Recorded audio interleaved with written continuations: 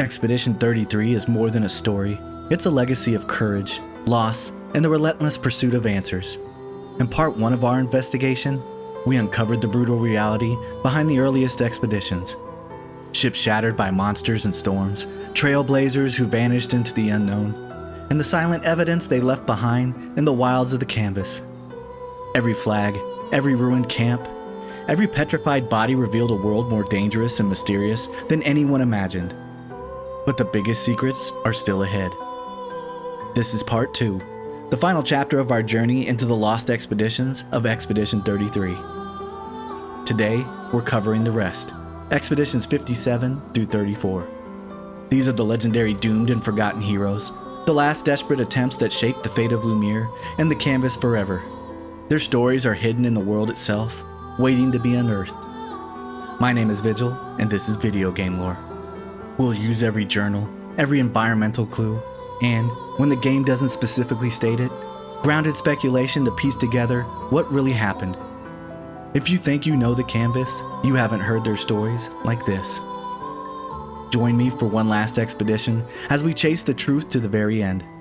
This is the story of what really happened to the other expeditions in Expedition 33. Let's begin.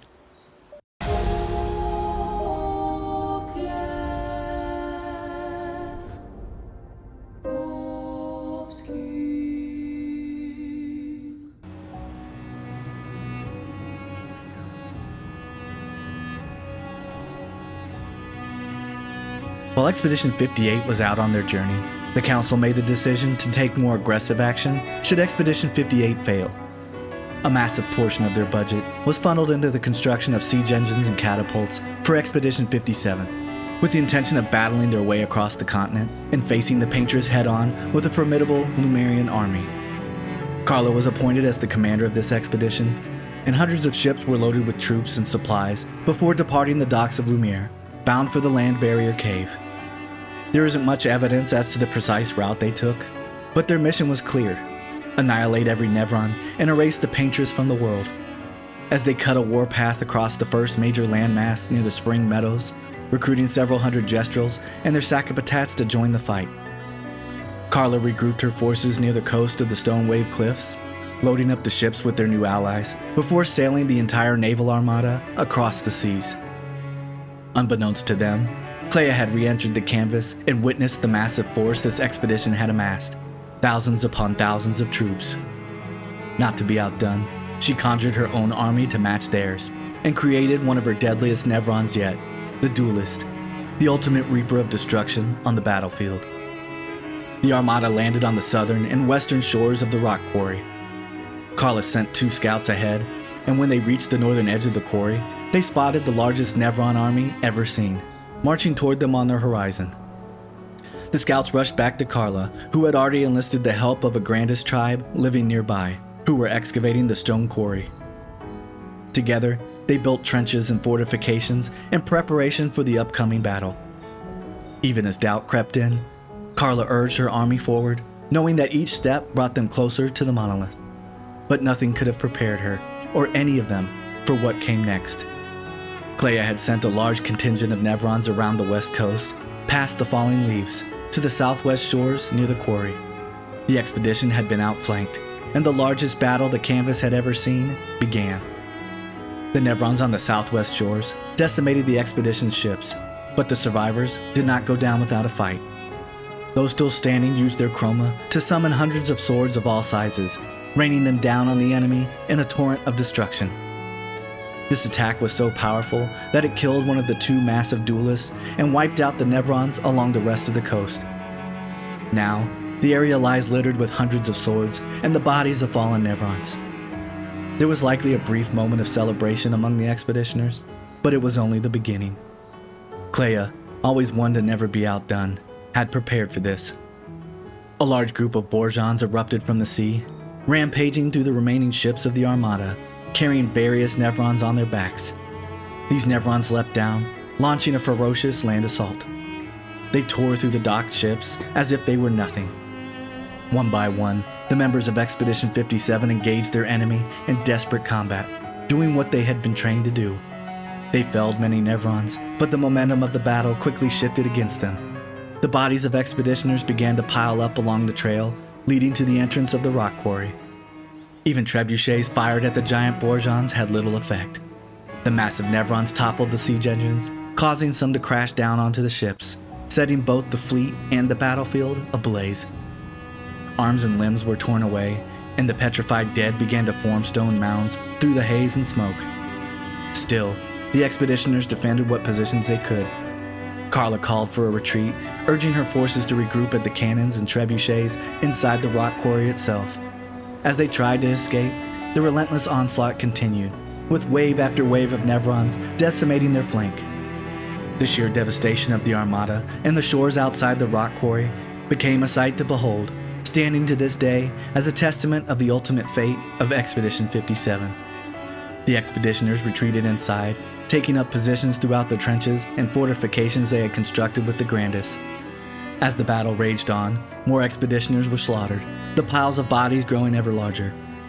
Many fell to the massive spears and hammers wielded by hordes of Chalier who attacked in overwhelming numbers. Expeditioners were cut down by the hundreds, some petrified mid-scream, their agony and fear immortalized in stone. Deadly Nevrons known as Ramassur lurched forward, collecting the armbands of fallen expeditioners and even the limbs of Nevrons, fashioning them into grotesque weapons for psychological warfare. Explosions and fires broke out across the battlefield as the expeditioners tried to keep up the fight with their siege engines. But the tide was turning against them.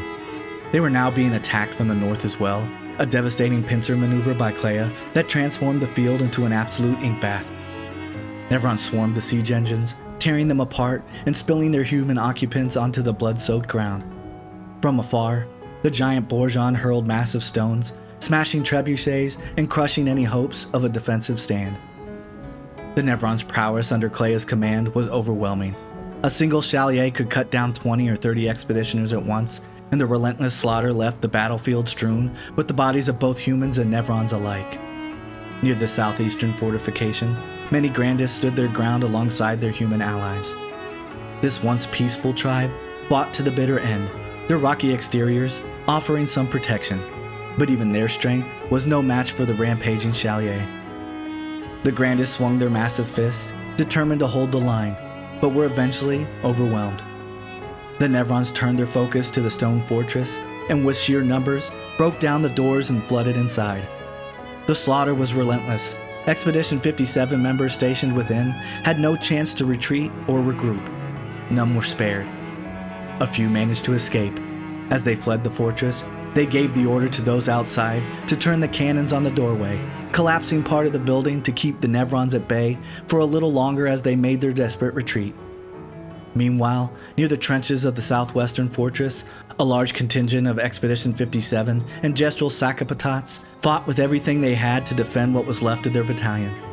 The Nevrons funneled into the trenches, and while this no doubt thrilled the battle-loving Gestrals, their passion for combat could not help them prevail. The defenders were hit hard. The remains of countless groups of expeditioners and Sacapatats lay scattered across the battlefield. Despite their fierce resistance, any hope of holding the line quickly vanished. A massive bourgeon appeared on their flank, tearing through the fortress and trench alike, causing the entire structure to collapse. In a desperate move, the expeditioners turned their cannon and fired at the giant beast, finally bringing it down. But not before it crushed the structure and the people still fighting beneath it. The entire southern flank was obliterated, and their ordeal was far from over.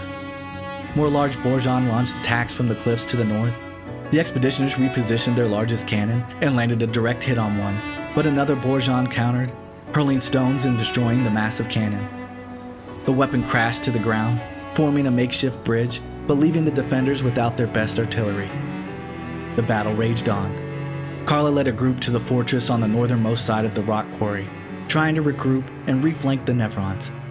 In the trenches, the fight continued as more and more expeditioners fell. The remaining members of Expedition 57 pulled together their remaining cannons and pressed the attack, fighting to reach their commander and support the northern assault. Yet the tide only grew darker. New Nevrons arrived, including the Glacé, who spewed out a hot, amber, viscous substance, burning and melting the expeditioners by the hundreds. The piles of petrified remains grew so thick, it became nearly impossible to see the ground beneath them. The defenders continued to fire their cannons, falling back, firing again, and retreating until there was nowhere left to run. The Nevrons left trail after trail of bodies in their wake, and the army of Expedition 57 dwindled to only half its original size. Then, the Nevron known as the Troubadour entered the trenches, and all hell broke loose. More Bourgeon appeared, hurling stones and smashing the remaining siege engines as the Troubadour set everything ablaze, burning war machines and bodies alike.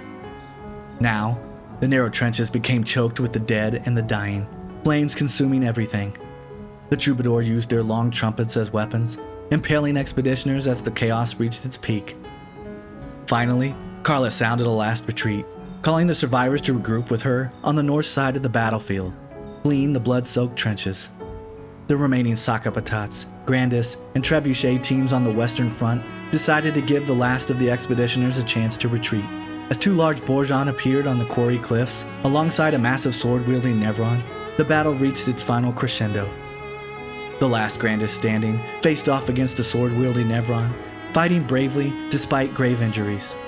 With one final effort, the Grandis grabbed a large spear and drove it into the Nevron's back, impaling it and ending its rampage. The Grandis bled out and fell where it stood, the last of its tribe. Meanwhile, the Sakapatats and remaining cannoneers of Expedition 57 targeted the giant Bourgeon on the cliffside. Their attacks provided the opening the remaining expeditioners needed to retreat to Carla's position. The Sakapatats and cannoneers sacrificed their own escape, holding their ground and fighting as long as they could until they fell, their bodies left scattered across the battlefield. On the northern front, Carla and the remaining half of Expedition 57 organized their last line of defense within the northern fortress, positioning trebuchets and siege engines throughout the area. During a brief lull, Carla took the time to record her thoughts in her journal, reflecting on the gravity of the battle. Expedition 57, Carla. These siege engines seemed much more powerful in Lumiere, but on this battlefield, next to all these broken bodies, staring at the true size of the monolith, I feel despair. I dare not show my true feelings. As commander, I cannot yield to fear, but I can't help but wonder, is pressing forward the correct course of action? Our lives are forfeit anyway, but is there perhaps a better way to spend such precious coin? The respite was short-lived. The Nevrons soon launched a final, coordinated assault on the remaining expeditioners, led by the second duelist. This particular Nevron was faster, smarter, and more cunning, waiting for the right moment to strike.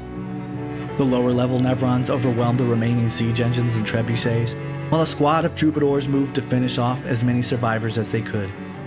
One troubadour cornered Carla and slammed its trumpet down on her head.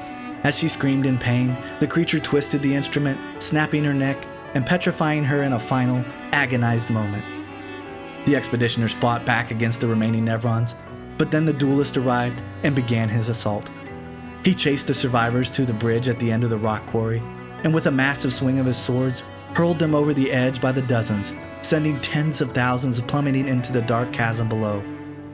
Many died on impact, their blood and ink spilling across the cavern floor. For those who survived the fall, things only got worse. The duelist leapt into the chasm and confronted the last remnants of Expedition 57, fulfilling his mistress's wishes by slaughtering them all. The bodies piled up so high, they seemed to merge with the chasm walls, the blood and ink rising until it was nearly knee-deep. The cavern was now filled with the petrified remains of Expedition 57, each frozen in a moment of pain and torment. Expedition 57 had left Lumiere with the hope of defeating the Paintress through sheer force and numbers. They were not prepared for the intervention of Clair, the mother of all Nevrons. To this day, Clair's essence lingers on the forgotten battlefield, surrounded by hundreds of thousands of fallen expeditioners, Nevrons, Grandis, and Gestrels. There has never been another battle on this scale in the Canvas world, a testament to the most epic and devastating conflict any expedition ever faced. The next Gamage came and went, and the fate of Lumiere's largest expedition remained unknown. As the years passed and some citizens began to break away, worshipping the Paintress instead of fearing her, the council became ever more desperate to stop the Gamage and defeat the Paintress once and for all. They appointed Lisette as commander of Expedition 56, sending her team out from the harbor not only to discover what happened to Expedition 57, but also to complete the mission that had eluded so many before them. Approaching the dark cave at the land barrier, they made their way safely through and descended the falls, continuing on their journey. Given the known destination of the expedition, we can reasonably speculate about their path. They likely landed near the eastern shores of the Stone Wave Cliffs. Lisette left 3 ships in the care of her lieutenant, while she and a large group of expeditioners struck out west across the first major landmass to begin their investigation. They traveled over the large landmass, probably passing through the Gestrel village and inquiring about the fate of Expedition 57, before finding themselves near the entrance of a bright red forest filled with queuing Gestrels. Lisette led her team inside the forest, known as the Red Woods. Once within, they planted an Expedition 56 flag and began their exploration. They were struck by the sheer number of queuing Gestrels and by the grisly presence of Gestrel body parts scattered throughout the area. At the far end of the clearing, they found a large bowl filled with swirling chroma. As Lisette and the others examined it, the bowl began to speak in riddles they could not decipher. Unbeknownst to them, they had encountered one of the white Nevrons known as the Benasir. Eventually, it asked for a chroma in exchange for further stories, but Lisette, likely seeing it as a dead end, decided it was a waste of time. The crew packed up and left the Redwoods behind. They retraced their steps, reboarded their ships, and set sail around the Stone Wave Cliffs to cross the next open sea. What awaited them on the other side would send shockwaves through their entire expedition. Once on the other side, a dense and eerie fog enveloped the expedition, making navigation nearly impossible. Suddenly, a massive bourgeon emerged from the sea, sending the first ship crashing into the cliff walls. The giant Nevron then seized the 2 remaining ships, tossing them high into the air and over the cliff's edge. The ships landed with a violent crash, but those who survived managed to disembark and regroup at the cliff's edge. Gathering whatever supplies they could salvage, they began to head south down a narrow path. They then took note of the numerous lanterns scattered throughout the area. Lisette, along with her lieutenant and possibly lover, Simone, planted an Expedition 56 flag as they settled in for the night. But their rest was short-lived. They were soon interrupted by an older gentleman with white hair, accompanied by a young girl with white hair, pale skin, and a porcelain mask. Painted Grimoire introduced himself, perhaps to throw them off, but suspicions were raised by their expedition uniforms. Without warning, Painted Grimoire lashed out, killing the expeditioners one by one as Painted Alicia watched in silence. Lisette and a handful of survivors managed to install a grapple and escape across a chasm swarming with Nevrons, having no choice but to regroup on the far side. Another group fled west, with Painted Grimoire in pursuit. While Lisette and her group recovered, Painted Alicia lingered nearby, stalking and watching them with morbid curiosity. Upset over Simone's death, Lisette devised a plan to capture Painted Alicia. The trap succeeded, though it's not stated exactly how, and Alicia was captured and tied up. The group tried to interrogate her, but Painted Alicia remained silent. Frustrated, Lisette wandered to a nearby edge, gazing out across the water and pouring her sorrow and anger into her journal. Lisette, 56th. In my youth, I mistook drama for passion. Simone helped me understand the difference. Opened my eyes to an entirely different way to experience the world. How can she be gone? How could they so callously, so nonchalantly destroy such a beautiful soul? Vile, vile, vile! They just killed her, like she was a worthless Nevron. Those cold-blooded, treacherous, despicable parasites. But my trap worked. We caught one of those white-haired bastards. She looks human, but I know she's a monster. She refuses to speak, but I'll make her talk, and then I will feed her to a Nevron. Then the paintress can take me. I don't care. Nothing matters. I will have justice. When she returned, Lisette prepared to resume the interrogation, or perhaps to kill Painted Alicia, but fate intervened. The group was ambushed by hooded Nevrons, each armed with a massive sword. The Nevrons cornered them near a lamppost, attacking and cutting down 3 expeditioners who bled out onto the ground. 2 more backed up against the lamppost and were slain as well. The Nevrons then seized Lisette and another survivor, pinning them to either side of the lamppost. As they surely pleaded for their lives, one of the hooded Nevrons drove its sword through Lisette's heart, passing through the lamppost and through the chest of the other expeditioner, pinning them together. With their job done, the Nevrons turned and chased the last survivor, who managed to escape their grasp, at least for the moment. Painted Alicia likely loosened her restraints, staring at the scene in wonder as Lisette and the other expeditioners bled out and slowly petrified, the horror etched for eternity. The final member of the group climbed a nearby cliff, only to find himself at a dead end by a large marble fireplace. There, he was cornered by one of the hooded Nevrons, wielding a massive sword, and met his end as the creature slaughtered him, leaving his body petrified on the ground. Meanwhile, the remaining expeditioners fled from Painted Grimoire, some being cut down along the way, as others found themselves ambushed by several Nevrons lurking on the raised rocky cliffs that twisted the path into a labyrinth. One by one, they fell, each bleeding out, desperately searching for an escape or the right path to safety. Some tried to reach higher ground, but it was futile. No matter where they turned, the large hooded Nevrons were there, waiting to silence and petrify them. Eventually, they reached a large open cavern and planted another Expedition 56 flag, marking their progress as Painted Grimoire finally gave up his relentless pursuit. Exiting the cavern, they made do with the scant supplies they had managed to carry, installing several handholds to cross a vast chasm. Along their way, they encountered a large white stone Nevron called a Hexka. They paused to ask it questions about the area and the paintress. The Nevron responded by asking if they could help him regain his crystals, and, though reluctant, they agreed, heading down into the dark cave system below. Hoping for a reprieve, they decided to rest in a tunnel within the cave. But that decision proved disastrous. They were awoken suddenly by several Nevrons and stood no chance of fighting back. A large group managed to flee the onslaught, but the rest were stunned and killed while still half awake, or even in their sleep, their last moments preserved forever as petrified remains. The rest of the expeditioners who managed to survive the night planted an Expedition 56 flag and continued their descent deeper into the cave system. They made camp near the edge of a cliffside path and sent 2 scouts to explore other regions of the cave, searching for a possible way to escape the darkness. One ventured across a series of stone pillars, aiming to reach a high vantage point to install a chroma rope or grapple point.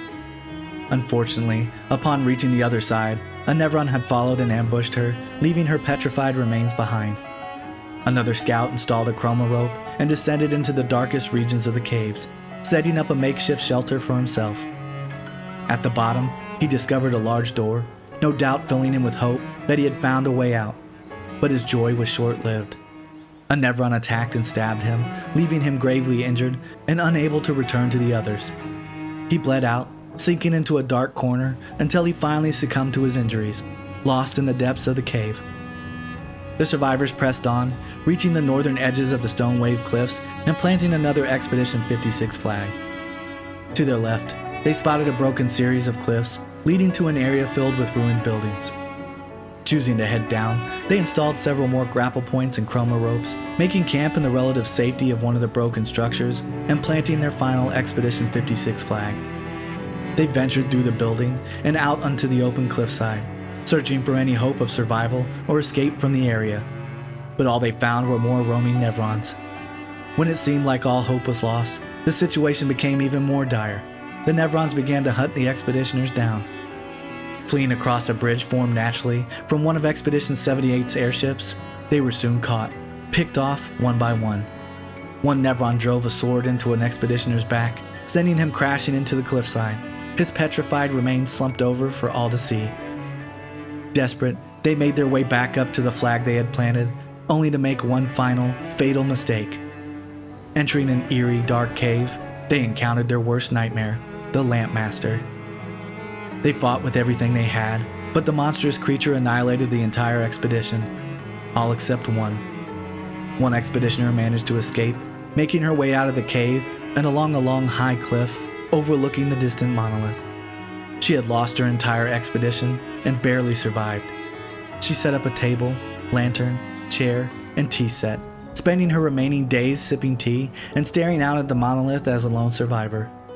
While it is impossible to say exactly how she died, it is likely she was either attacked by a random Nevron or the Lamp Master eventually returned to finish her off. Either way, her suffering was immense. Her legs and one arm had been severed. She bled out, her pain forever etched into her petrified remains. Expedition 56 was marked by disaster and tragedy at every turn. They survived the Borjan attack. They fled the onslaught of Painted Grimoire, abducted Painted Elysia, and ultimately fell to the Nevrons in the surrounding wilderness. Their lives and their final moments are now eternally carved into the stone of the Stonewave Cliffs. Expedition 55 was assembled with the goal of testing a new piece of equipment that could potentially turn the tide in their war against the Paintress and the Nevrons. The team had developed a method of combining music with their Pictos, using the resulting sonic energy to decimate Nevrons. Commander Vigil gathered the men and women of Expedition 55, boarded their ship, and set sail for the land barrier cave. They crossed the waters, filled with hope that their new invention would succeed and that they would finally triumph over the Paintress. As with other expeditions before them, there is little direct evidence of their path. However, knowing where they ultimately ended up, we can reasonably speculate about their journey. Since this mission was designed to test the new Pictos, Vigil likely led his team along the eastern coastlines of the first major landmass, docking at various points to test the Pictos' effectiveness. The Pictos performed well, and eventually the group reboarded their ship, sailing north past the Stonewave Cliffs and across the vast seas. We are not told how they managed to escape the attention of the mighty Serpent Fair. Perhaps the music generated by their Pictos kept the beast at bay, or perhaps they were simply lucky and Serpent Fair was not present during their crossing. They eventually reached the second large landmass, near the forgotten battlefield of Expedition 56, and continued east, sailing through the narrow strait around the continent. Along the way, they likely continued to go ashore, testing and refining their Pictos at each stop. Finally, the team emerged on the northern side of the landmass, passing Old Lumiere and catching sight of the strange structure of Seren Island on the horizon. As they approached, they no doubt heard music emanating from the island and decided to see if they could further improve their Pictos, or perhaps viewed the island as a worthy challenge for their invention. Either way, they disembarked on Seren Island and ventured inside. Once within, Vigil and the others were struck by the awe and wonder of the structure, as well as the rubble and debris from large explosions scattered throughout the entrance. Eventually, they reached the edge of their level and had mustered all their willpower to resist the hypnotic song of the dancing axon at the island's center. They approached a strange creature attached to a large cushion and climbed aboard, allowing it to transport them to the next level. There, they discovered that the explosive debris guiding their path was the work of none other than Expedition 67, whose flag they passed as they continued deeper into the structure. Along the way, they eventually encountered the dancing Nevron known as Ballet. The team immediately set to work, eager to test their Pictos against these creatures. It didn't work. No matter how many times they tried or how many encounters they had, every attempt failed to produce the results they hoped for. Eventually, they reached a large balcony that overlooked the immense structure. Once again, they tried their Pictos on the dancing Nevrons, but the results were the same: failure. Frustrated by the setbacks, Vigil decided to record the events of the day in his journal. Vigil, 55th. I don't understand. The weaponry worked brilliantly up to now. Augmenting Pictos with music was a stroke of genius. But the sonics have no effect on the Nevrons here. It's as if they can't even hear our music. They just keep dancing to their own. We're running out of ideas. I miss my girls so much it kills me. It hurts thinking that I could have been home right now playing music while they dance. Rochelle would have given birth by now. I could be holding my first grandchild. Instead, I'm here. No. There's still a chance, and someone has to fight for them. I can't let them down. Drums, maybe that will work. They can't hear our music, but perhaps they will feel it. Undeterred, Vigil likely shared a new plan with the others, and they continued their efforts. There's no evidence of petrified remains anywhere that can be directly tied to their expedition, making it almost impossible to determine their ultimate fate. Given the overwhelming hypnotic powers of Seren's song, a force that ensnared both Expedition 67 and later even the members of Expedition 33, it is reasonable to assume that their new drum invention ultimately failed them, and they were caught in a trance, walking right off the edge. Despite this tragic end, Expedition 55's ingenuity proved invaluable. Their work against fighting the Nevrons paved the way for future expeditions, as their revolutionary invention would be further improved on and incorporated in the Pictos for all who came after. Before the Gamage of Monolith Year 54, a man named Constantine decided to confront the Council, not just privately, but publicly, over what he saw as their repeated missteps and the senseless loss of countless lives on doomed expeditions. Like many governments under pressure, the Council responded to dissent with force, choosing to silence him rather than address his concerns. As punishment for his insubordination, Constantine was forced to join the ranks of Expedition 54. Expedition 54 set sail from the docks of Lumiere, heading toward the Land Barrier Cave. Their exact mission is unknown, but as with most expeditions after Expedition 60, their likely goal was the destruction of the Paintress. Once they reached the open seas, their journey was abruptly cut short. They approached the coast of the Stone Wave Cliffs, and disaster struck. Whether it was an attack by Serpent Fair or a raging storm is never made clear, but the result was the same. The expedition's ships crashed onto the shores near the Stone Wave Cliff Caves. The survivors disembarked and began scouting the area, eventually heading deep into the caves for shelter.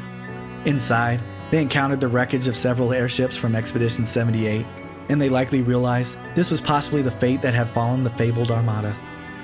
Pressing on, they walked down the cliff path, and upon reaching the edge, they planted an Expedition 54 flag, broke out ropes, and began installing grapples to make their way across the hazardous terrain. Sensing the hopelessness of their situation, Constantine likely convinced the survivors that their expedition was over. He urged them not to give in to despair, arguing that together they could build a new Lumiere, free from the Council's tyrannical grip. Whether or not the others shared his views about the Council, they agreed to make the most of their circumstances and began to build. Pooling all the tools and supplies salvaged from the wreckage, they gathered wood from the collapsed structures in the cave and from the remains of the fallen airships, constructing wooden houses along the shores outside the cave. Constantine led the group deeper into the cave to harvest even more wood from the large building at its far end. As they worked, he documented their state of affairs in his journal. Constantine, theoretically of the 54th. We're born into a social contract, the terms of which are preset. We can neither negotiate nor decline. Our very first breath, that first wail as an infant, was deemed our consent. Before we can speak, before we even understand what it is that we're born into, we're bound. Lumiere operates a certain way. It favours a certain group and a certain outcome. And if you question the Council, well, the Council is going to question you. Push too hard to change things, and you just might end up on the next expedition. So, nothing ever changes. They just send us out to die, dissent us, and the status quo continues. At least out here, I don't have to pretend anymore. I don't bear the others any ill will. They have good intentions, but I'm not here for the painters. I'm here to build a new Lumiere. But while they labored, a giant Nevron, known as a chromatic hexka, leapt down from above. Completely unprepared, the expeditioners were caught off guard as the stone creature began to smash them with his massive weapon. One by one, they were struck down, their bodies petrified in a pile near the building. Not a single member survived the onslaught, their hopes of creating a new Lumiere crushed, both literally and figuratively. Expedition 54 set out to end the Paintress and the Gamage, but after wrecking on the shore and trying to build a home of their own, they too fell victim to the Nevrons. Their journey and memories were lost to the ages, another chapter of tragedy in the story of Lumiere. The next Gamage arrived, and Expedition 53 began its preparations, determined to achieve what so many before them could not. The expedition's commander, Dominique, and her lieutenant, Lilu, boarded their ships and left the safety of Lumiere's harbor, venturing into the unknown with the hope of confronting the Paintress. After safely navigating the falls on the far side of the land barrier, they sailed around the eastern coast and landed near the shores east of the Spring Meadows.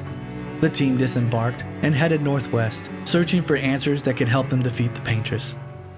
Eventually, their search led them to a small area that resembled the floating waters, a place that would later be known as the Small Bourgeon. They entered, taking in the surreal, ocean-like landscape that now stretched before them.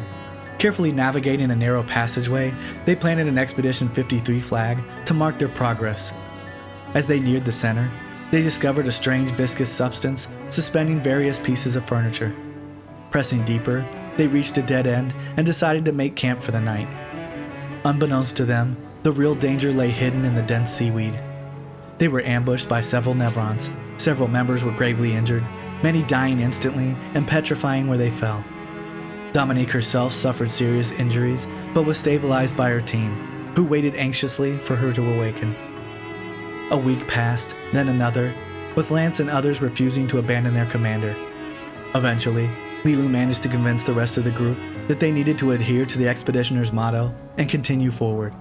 The expeditioners reluctantly agreed as Lilu took command, but not before insisting they find a humane way to end Dominique's suffering.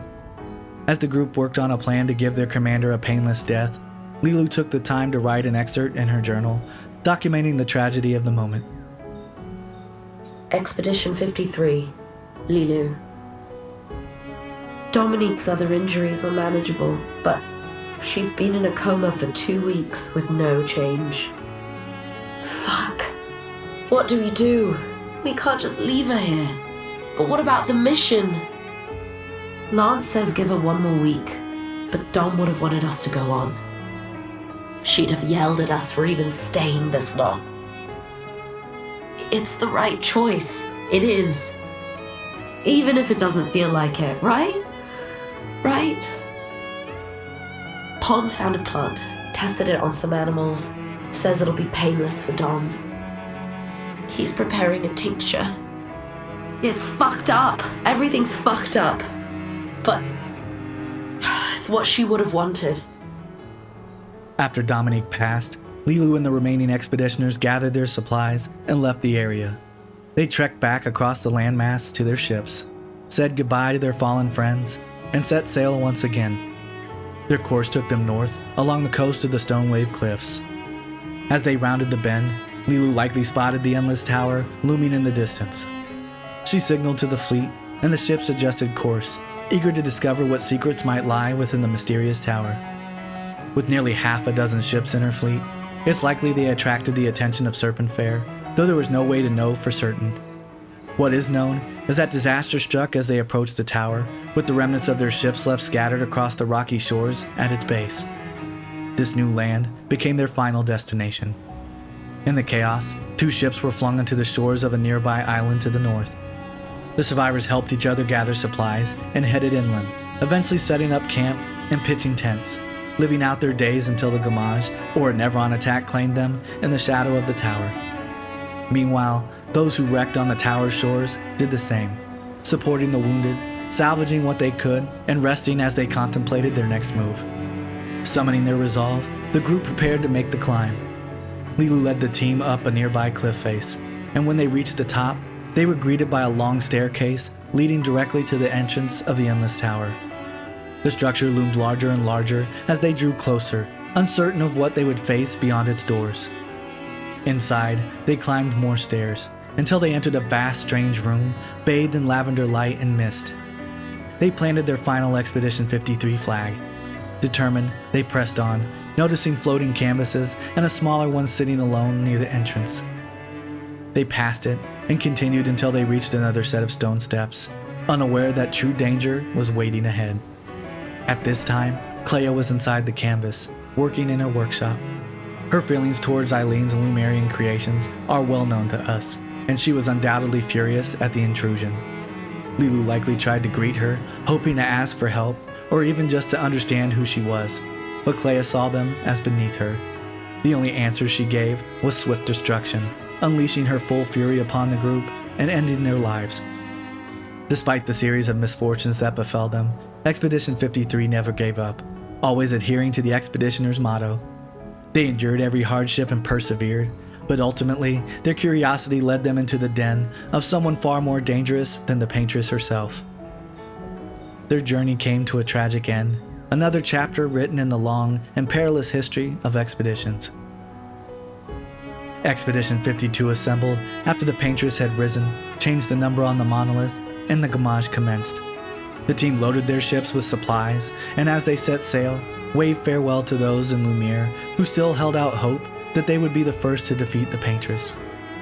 They journeyed toward the land barrier, and after passing through the cave, emerged safely on the other side. Following the example of many expeditions before them, they likely sailed east around the dark shores and ended up wrecked on the shores near the spring meadows. From there, they began their trek northeast across the landmass, fighting and defeating many Nevrons along the way. Their journey took them to a vast wooded area filled with red trees as far as the eye could see. Gathering their gear, they headed into what is known as the Ancient Sanctuary. Inside, they took in the endless sea of red trees and grass, spotting an Expedition 63 flag and deciding to follow its trail to help guide them through the region.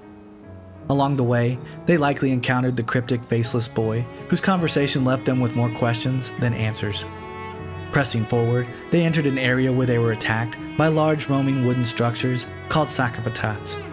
They managed to defeat several of these before finding small Gestrels rolling out from the wreckage. After talking with the Gestrels, they learned of the Gestral village and its chief, Golgra. Planting an Expedition 52 flag, they exited the sanctuary following their new Gestral friends. Upon arrival, they planted another Expedition 52 flag near the entrance to the village, marveling at a place they had previously thought was only legend. They approached the large open gate, greeted by several Gestrels. Heading left past the entrance, they found themselves in a bustling bazaar, surprised at the volume of trade, though what Gestrels valued as treasure likely seemed like junk to the expeditioners. On the other side of the bazaar, the streets opened up into an area where Sakapatats were being built, and children and other Gestrels played and wandered through the village. Eventually, they followed several signs shaped like arrows with the word arena written on them, winding through the streets until they reached a large wooden coliseum. There, they planted another Expedition 52 flag to mark their arrival. Curious Gestrels, eager to welcome the strangers, challenged one of the expeditioners, Teo, to a sparring match. Unfamiliar with the Gestrels' full contact ways, Teo agreed, and the two squared off in the streets in front of the arena. Teo did his best, but he was caught off guard by a powerful blow to the head, causing them to stumble and fall, bleeding heavily. Panic spread among the expeditioners as the surrounding Gestrels stood by in confusion. Begging for help, the humans were eventually led to the village doctor, a large white Gestrel, who carried Teo behind one of the homes and laid him on a mat.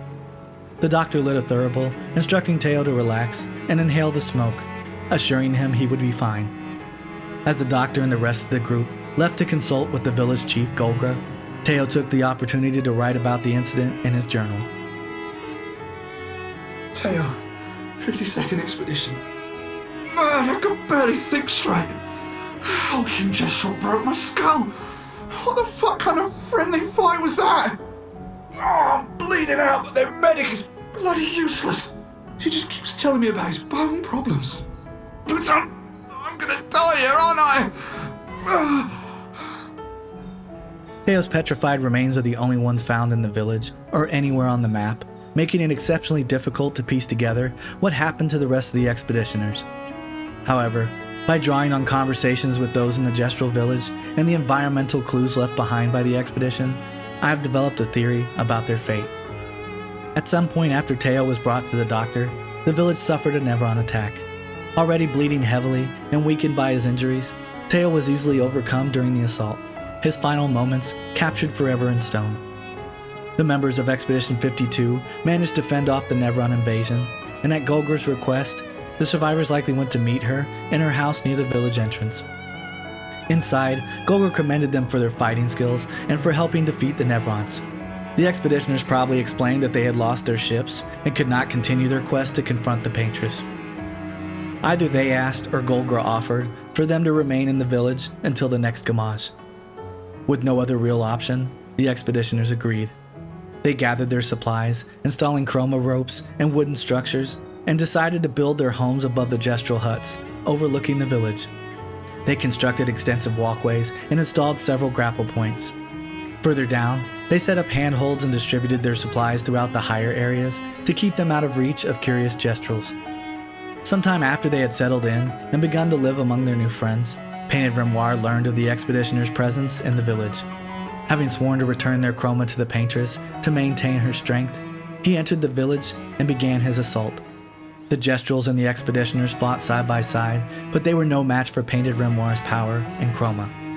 Golgor likely joined the battle, but it was too late. Painted Grimoire erased every trace of the expeditioners, leaving nothing behind. Satisfied, he exited the village, his task complete. Expedition 52 may have crashed on the shores near the spring meadows, but they adapted, persevered, and became part of Gestrel life, only to have it cut short by Painted Grimoire. Their chroma was returned to the paintress, and their story faded into the annals of Lumerian history. Monolith Year 51 had arrived, and another expedition prepared to leave the city of Lumiere. Commander Theobald had formed a strong bond with his expeditioners during their training, and together they steadied themselves and boarded their ships. The fleet set sail toward the cave, and after emerging on the other side, they navigated northeast along the eastern coast of the first major landmass, later passing the Stonewave Cliffs. They successfully sailed around the eastern side, moving past the forgotten battlefield on the second large landmass, and landing on the shores where Expedition 65 had once been wrecked. Disembarking, they began their journey inland. Whether they traveled through Minoko Station is unknown, but it's just as likely they used the Chroma Bridge east of the station to enter the vast, snow-capped region known as the Frozen Hearts. I believe that their route took them through the station, where they were guided by one of the Grandis to search for eternal ice, a material that could be used to forge strong weapons and other useful tools. The team made their way up the mountain on the hunt for this elusive resource. Eventually, they found themselves in a large rocky area surrounded by trees. With Nevrons roaming nearby, Theobald decided to make camp there and let the team rest for the night. The next day, they began their ascent up the mountain's western side, discovering an unusual area known as the Carousel, near the mountain's edge. They entered the carousel, planting an Expedition 51 flag and setting up base camp in a nearby cave in case they needed to stay longer. The group continued down a hazy walkway, walking towards the remains of a circus now falling apart and covered in snow and ice. As they walked through a metallic gate, they encountered a lone Grandis. Bringing in their supplies, the expeditioners began digging and searching for the internal ice, while Theobald likely spoke with the Grandis to gather more information. The Grandis explained that the eternal ice wasn't found by digging, but could be harvested from a large Nevron called a Gargant. With this new knowledge, Theobald instructed his team to pack up and move out, while the Grandis asked for help preparing the carousel. Theobald likely explained that with the Grammage drawing near, they were running out of time and needed to keep moving. The Grandis bid them farewell as they continued up the mountain in search of the Gargant. They made camp just outside the entrance of the carousel area, spotted a Gargant in the distance. The expeditioners managed to take down the beast and harvested the eternal ice they needed. Realizing how valuable the resource could be in their fight against the Paintress, they continued up the mountain, hunting more Gargant along the way. Their journey brought them to the entrance of a much larger train station. Steadying themselves, the team prepared for whatever awaited them inside, determined to see their mission through. Once inside, they were greeted by two large female statues standing before the ornate entrance to what remained of a central hub train station. They followed the lone track, weaving their way through the wreckage of trains that littered the landscape. Eventually, they reached a wide chasm with only one track connecting them to the far side. Theobald planted another Expedition 51 flag as the team prepared to press forward. The area was crawling with new, more powerful Nevrons, creatures unlike any they had encountered before. As they fought through these threats, Theobald mourned the loss of one of his expeditioners, the weight of sacrifice growing ever heavier.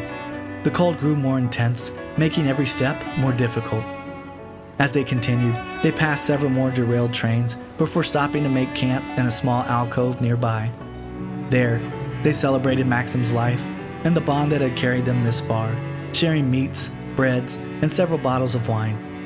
As they ate, Theobald reflected on their journey and recorded his thoughts in his journal. Thibault, Expedition 51. Shortly after dawn, death was a kindness, for Maxim was in a great deal of pain. Pain we could not help him carry. Tomorrow comes, and it comes for us all. May it bring you the gift of peace, and not just the gift of sorrow. No one else will ever understand. Not the way my fellow expeditioners understand. Maxime, Clément, Fabienne, William, Carla. We're bound by something deeper than blood or love. There is a shared unity, a shared trust, born from all we've been through. We carry each other's lives in our hands. There is no greater intimacy. I'm no longer lost. I know exactly who I am now, and exactly what I'm capable of. Life is not easy. Life was never easy. But we have each other, and that makes all the difference. Whether it was the grief of loss or the comfort of wine, their vigilance slipped. Suddenly, they were ambushed by several Nevrons, their bodies left strewn across the ground where they had just gathered. Those who survived the initial attack fled the alcove, splitting into smaller groups in a desperate attempt to escape their pursuers. 2 members of the team headed deep into the lower frozen caves. There, they took in the vast frozen walls and realized this place had once been the home of the Grandis, long before the Nevrons had driven them down the mountain. Statues of Grandis, some whole, some broken, and some large, surrounded them. The survivors pressed deeper, finally deciding to make camp in the relative safety of the caves, away from the biting cold and lurking dangers. They found a large door that refused to open, so they passed the time by gathering blocks of snow and sculpting them into uncanny likenesses of the Nevrons they had just fought along the way. But their brief respite was shattered when Nevrons discovered their location and flooded into the caves. The survivors ran, but soon found themselves trapped at the cave's end. In their final moments, both expeditioners lost their hands and collapsed together, bleeding out and petrifying in place, lost to time and memory, their legacy frozen within the cave forever. The remaining members of the expedition headed north, above the area where their commander and the others had fallen, and managed to plant an Expedition 51 flag. Many Nevrons were close behind, and one member became separated from the group, climbing a steep path in search of safety. She passed by several old bells, once used by the Grandis to ward off the Nevrons, but the bells offered no protection now. She ran until there was nowhere left to go, reaching the edge of a cliff and finding herself surrounded. She fought bravely, but suffered a fatal blow, collapsing to her knees as she bled out. She petrified with her sword by her side, a testament to her refusal to surrender without a fight. The rest of the group made their way across the narrow cliff passage, only to find themselves at a dead end. Not wanting to stop or become trapped, they quickly pulled out their handholds and started to make a new path. The first route, leading right, proved to be another dead end, so they pressed back and climbed all the way up to the top of the cliff. There, they were greeted by the demoralizing sight of more roaming Nevrons and yet another massive piece of the train station higher up the mountain. The path to the next station entrance was littered with dead Grandis, a stark reminder of the aftermath of a great battle fought over 48 years ago. The expeditioners took note, avoiding as many Nevrons as possible before finally venturing inside this new section of the station. Inside, the area opened into rough terrain, covered in patches of eternal ice, the air thick with the remnants of shattered trains and broken railways. They planted another Expedition 51 flag and pressed on. As they moved through, they were shocked by the sheer number of fallen Grandis. Stone statues, toppled and broken, filled the area, their numbers a pale comparison to the scale of loss suffered here. This graveyard was once the site of a great battle, likely where the Grandis first encountered the Nevrons, a clash that forced their eventual retreat down the mountain. The expeditioners laid grapples between floating trains as they climbed higher, desperately searching for a way out. They eventually reached a new platform, broke out their supplies, and made camp to recover. Using a nearby crane, they worked together to reposition and move the floating trains, constructing a path to reach the summit. At last, they reached the uppermost level of the shattered train station, but one final obstacle blocked their escape. Near the exit stood a massive gargant, and with their numbers dwindling, the expeditioners were uncertain if they could prevail. They gathered themselves, planted one last Expedition 51 flag, and prepared for the final confrontation. They fought with everything they had, but the gargant was too powerful. It released a torrent of eternal ice that burned like lava, covering the survivors and melting them from existence, leaving no trace behind. Expedition 51 set out to destroy the Paintress, willing to go to any length to gather the resources they needed to improve their odds. Though their journey through the frozen hearts proved fatal, they forged a bond built on hardship and resilience, one that endured until their final breath. The following year, after the Gamage of Monolith Year 50, Lumiere's Expedition Academy devised an unusual plan: to cross the world and reach the Paintress in a giant wheel. After spending the previous year perfecting their invention, Expedition 50's commander, Lucille, and her crew climbed aboard the wheel, powered up the engines, and began their journey. The massive contraption rolled out from the harbor, effortlessly crossing the land barrier before splashing down into the water, heading for the first major landmass. They picked up speed, racing across the initial landmass and heading north toward the coast near the Stone Wave Cliffs. Before we go any further, it's important to address a common misconception. The large Ferris wheel that Gustave and Ciel reference is not the Expedition 50 wheel. Gustave himself admits that he is speculating, just as I've been doing, and trying to fill in the gaps between what is known and unknown. If you look over the cliff edge at the wheel Gustave points out, you'll notice it's a broken Ferris wheel next to a circus carousel, a reused asset that appears throughout the canvas world. Another similar wheel can be seen wedged between rocks, and yet another is visible to the northwest of the Paintress stone statue near the cliff edge where Ciel and Lune mention it. But soon, we'll encounter the actual wheel from Expedition 50, so let's continue. As Expedition 50 reached the northern region of the Stone Wave Cliffs and prepared to cross the sea to the second major landmass, their unique vehicle caught the attention of Serpent Fair, the terror of the seas and skies. The beast attacked swiftly, smashing the wheel against the cliff and leaving what little remained wedged into the rock face. Many expeditioners likely fell to their deaths or drowned in the waters below as the wreckage tumbled and crashed. Lucille and the survivors regrouped, helping each other to the safety of the cliff edge, where they made camp near the remnants of their once ambitious vehicle.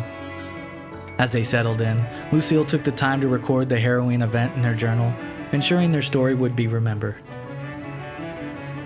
Lucille of the 50th. Our beautiful wheel. Wedged upon the rocks. A casualty of the massive serpent of the sea. But even shattered, its presence is still comforting. Adrian and Gabriel are doing their best to sustain morale, but with no food, no clean water, no way to fix the wheel, our fate is quite clear. Well, to me at least. But I have no desire to hold back the hopes of others. Perhaps we will find a way back. Still, these moments of quiet, sitting on the beach, are also a source of contentment. All our lives we've been running, trying to outrace time, trying to reach an unreachable goal. And now we can finally rest. At least we got to see some of the wonders of this world. Even the serpent, cruel as it is a deadly elegance that is mesmerizing. But oh, what other marvels might we have seen had we been able to keep rolling? I sometimes wonder what it would have been like to grow up outside the dome. Perhaps even live amongst the Nevrons. Could we have achieved a form of peace? Or even prospered alongside them? The expeditioners banded together, determined to move forward. But before they could continue, Lucille and several others were ambushed by a group of Nevrons. In the chaos, Lucille lost an arm, while another was stabbed and severely wounded. The two women bled out, their bodies petrifying where they fell. Adrian and Gabrielle fled with the remaining expeditioners, the pursuit growing more perilous as they entered the stone labyrinth. Along the way, many were cornered and killed, 4 or 5 at a time, their bodies forming random trails throughout the area. Eventually, they stumbled across the remnants of Expedition 56 in a large clearing. It was here that they resolved not to suffer the same fate and instead decided to build a life in the area for as long as they could. They began collecting stone and wood, setting to work building a small farming community in the open stone field. Stone walls enclosed key areas, while makeshift picket fences of leftover wood marked out new boundaries. Using the resources at hand, they constructed houses for the survivors, making use of the natural stone pathway as a road winding deeper into the open area. Their engineering skills were on full display when they took on the monumental task of building a windmill, which allowed them to grind and produce food. Barrels, casks, wagons, and other wooden constructs appeared as the group strove to survive on the cliffs.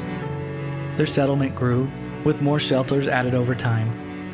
Some even worked to make the place feel like home, crafting decorative fences and inviting entrances for their houses. The group continued to find new supplies of wood, fashioning it into lumber and gradually becoming more self-reliant. Adrian and Gabrielle played a crucial role in helping the group achieve Lucille's vision of a peaceful, harmonious living, remarkably, even alongside the nearby Nevrons. No evidence suggests further attacks, as there are no petrified remains in the area. It is possible that some Paintress worshippers were among the group, and as Nevron attacks diminished, they began to believe that it was the Paintress who allowed them to thrive. This belief led them to construct a small statue for worship, looking out at the monolith and their wrecked wheel, offering thanks for their survival. The months passed in relative peace for the members of Expedition 50, who after the chaos of the Serpent Fair and Nevron assault, managed to build a community and live out their final days as Lumiere was unaware of the quiet success they had found together before the Gamage arrived. Expedition 49 set out with renewed hopes of being the first to defeat the Paintress and bring an end to the Gamage. Led by Christoph, the team boarded their ships and introduced a new strategy. Much like Expedition 55, which had combined Pictos with music, Expedition 49 went heavy on defense, infusing their Pictos with healing chroma. Their theory was simple: the best offense is a good defense. They left the harbors of Lumiere and made their way toward the land barrier cave, eventually emerging on the other side. As with many expeditions before them, there is little evidence of every place they visited, but we can reasonably speculate that they sailed around the east coast of the Stonewave Cliffs, avoiding Serpent Fair's gaze by steering west toward the Endless Tower and away from danger. Eventually, they sailed north along the western strait of the Forgotten Battlefield until something on the shores near the Fallen Leaves caught their attention. They disembarked and made camp, likely planning their next steps and investigating the area. Upon entering, they were struck by the amber glow of an endless forest filled with orange leaves. As they walked through an open area, they spotted a stone entryway leading to a different section. Christoph led the others through the entrance, and on the other side, they encountered several roaming Nevrons. The expedition managed to avoid them and made their way to a metallic gate, beyond which stood a wrecked ship. But the moment they passed through the gate, chaos erupted. Red sap began to burst from the ground, trees, and mountainside, rushing toward them as if it were alive. The expeditioners ran, but the viscous substance began to trap them, freezing some in their final moments of fear. The panic grew as a nearby tree trunk burst open, spilling out even more sap and engulfing 2 more members. Christoph and the other surviving expeditioners tried to use their healing Pictos to sustain their ranks, but they simply couldn't keep up. The sap continued to spread, and as some stumbled, bracing for the inevitable, the rest fought to escape its relentless advance. More sap poured down from the cracks in the mountainside, catching others by surprise and sealing their fate. Christoph and the surviving expeditioners tried to use their healing Pictos to sustain their ranks, but they simply couldn't keep up. The sap continued to spread, and as some stumbled, bracing for the inevitable, the rest fought to escape its relentless advance. Desperate, the team quickly laid handholds as they climbed the cliff, installing them as fast as possible. But the sap defied logic. It began to climb with them, following up the cliff edge. There was no respite. The expeditioners kept running, but the sap weighed down their feet, locking their bodies in an eternal struggle until they were consumed. Sap burst from yet another hollowed tree stump, pouring down and forcing many of Expedition 49's members to flee to a dead-end area with no escape. They pressed forward, pushing through each other in a desperate attempt to survive, but another massive flow of sap came pouring down the mountain, boxing them in and plunging the team into panic and disorientation, ultimately sealing their fate. Christoph and a few others survived, the only ones left from their expedition. They pressed higher up the mountainside, following a stone path that led to a staircase, once a bridge across the chasm, now broken and impassable. Undeterred, they installed a grapple point and crossed the highest peak of the area. Once there, they planted an Expedition 49 flag and approached the staircase, climbing to the summit. At the top, they gazed out at the vast open expanse beyond, but their moment of awe was abruptly shattered when a giant Nevron flew up to confront them. This formidable beast, known as the Scavenger, would prove to be their greatest challenge yet. The battle was long and punishing. They fought for days, relying too heavily on healing rather than offense. Kristoff adapted, ordering his expeditions to rotate in shifts so the healers could rest, sending those off duty down the grapple to recover while the others kept fighting. Eventually, it was Kristoff and another's turn to rest. As they headed back down the grapple, Kristoff began to record their struggle in his journal. Kristoff, Expedition 49. We can hold the line for another few days, but we need to find a way out. Our water supply is running dangerously low. Focusing our strategy around healing was a smart move. But we can't take down an Everin like this with our weak firepower and our backs against the wall. We can keep the fighters healed for quite some time, but not without water. Even with water, we'd eventually run out of stamina. For our allies who come after, sadly our lives may have proven the defense is both absolutely necessary and wholly insufficient. But their respite was short-lived. They were ambushed by thick vines of sap that had crept up the mountainside behind them.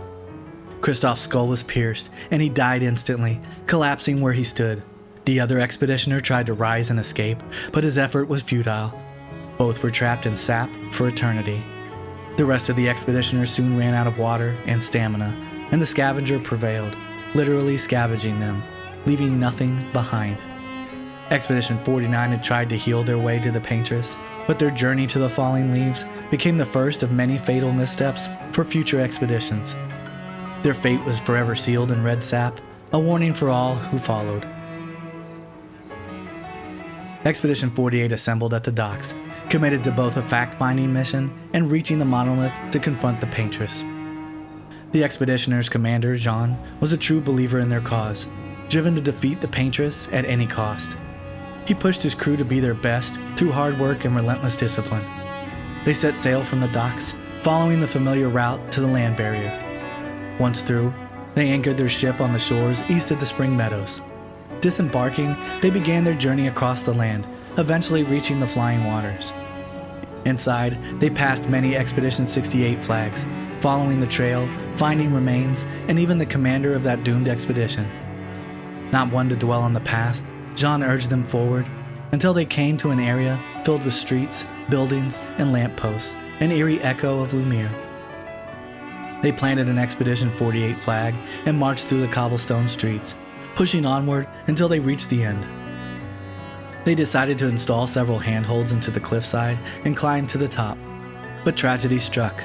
One of the expeditioners became intrigued by a cylinder covered in newspaper articles and stopped to read. Suddenly, several Nevron jumped down and began their assault. The expeditioner reading the papers was killed instantly, forcing Jean to order a retreat deeper into the area. He led a group to a cliff, and as they frantically tried to establish a grapple point to reach the broken building across the chasm, the Nevrons caught up and continued their attack. 7 expeditioners, trapped at the rear, were killed waiting for their turn to cross. Their bodies now lay sprawled along the path, sealing their fate as the others scrambled to safety. There was no respite. The Nevrons leapt across the chasm, continuing their relentless pursuit. Jean pushed the survivors to hold their ground and keep installing more grapple points. As they scaled around the building, they were forced to wait for the grapples to be secured, but 13 more fell victim to the chase. The screams of agony echoed through the air as bodies were crushed, limbs lost, and the stone itself became a canvas of blood and ink. Finally, the survivors had grappled to the other side, but Jean had led them straight into the lion's den. Waiting for them was the chromatic troubadour, who wasted no time cutting through the ranks. The first 4 caught in its path were killed immediately. One's head was crushed and buried in the ground, granting him a swift death. The rest continued to fight and flee, but were overwhelmed by the Nevron's martial skill. They climbed down the cliffside to reposition. Jean fought to keep them moving and fighting, demanding everyone give their all. The pursuing Nevrons leaped the chasm to join the chromatic troubadour. That was when the true ink bath began. The Nevrons stormed through the area, cutting down expeditioners in groups, their immense size and strength impossible to match. Tactor after tactic failed. The bodies continued to pile up, and soon the ground was slick with blood and ink. The carnage was so severe that a large portion of their number was reduced to nothing more than a soupy pool of red ink. Eventually, Jean found a way out, installing one final grapple that allowed the survivors to escape the Nevron onslaught, though not before losing another member. They survived a massacre, but Jean forced them to dust themselves off and move on, sowing the first seeds of dissent among Expedition 48's ranks. They finally reached one of Expedition 59's flags, which led them out of the flying waters and back toward their ships, heads hanging lower now than when they first set out. They sailed past the stone wave cliffs as Jean instructed them to set a course due north toward the forgotten battlefield. As the mist cleared, they caught sight of the rock quarry on the horizon, only to be confronted by a grim spectacle. Massive numbers of ships shattered against the shores.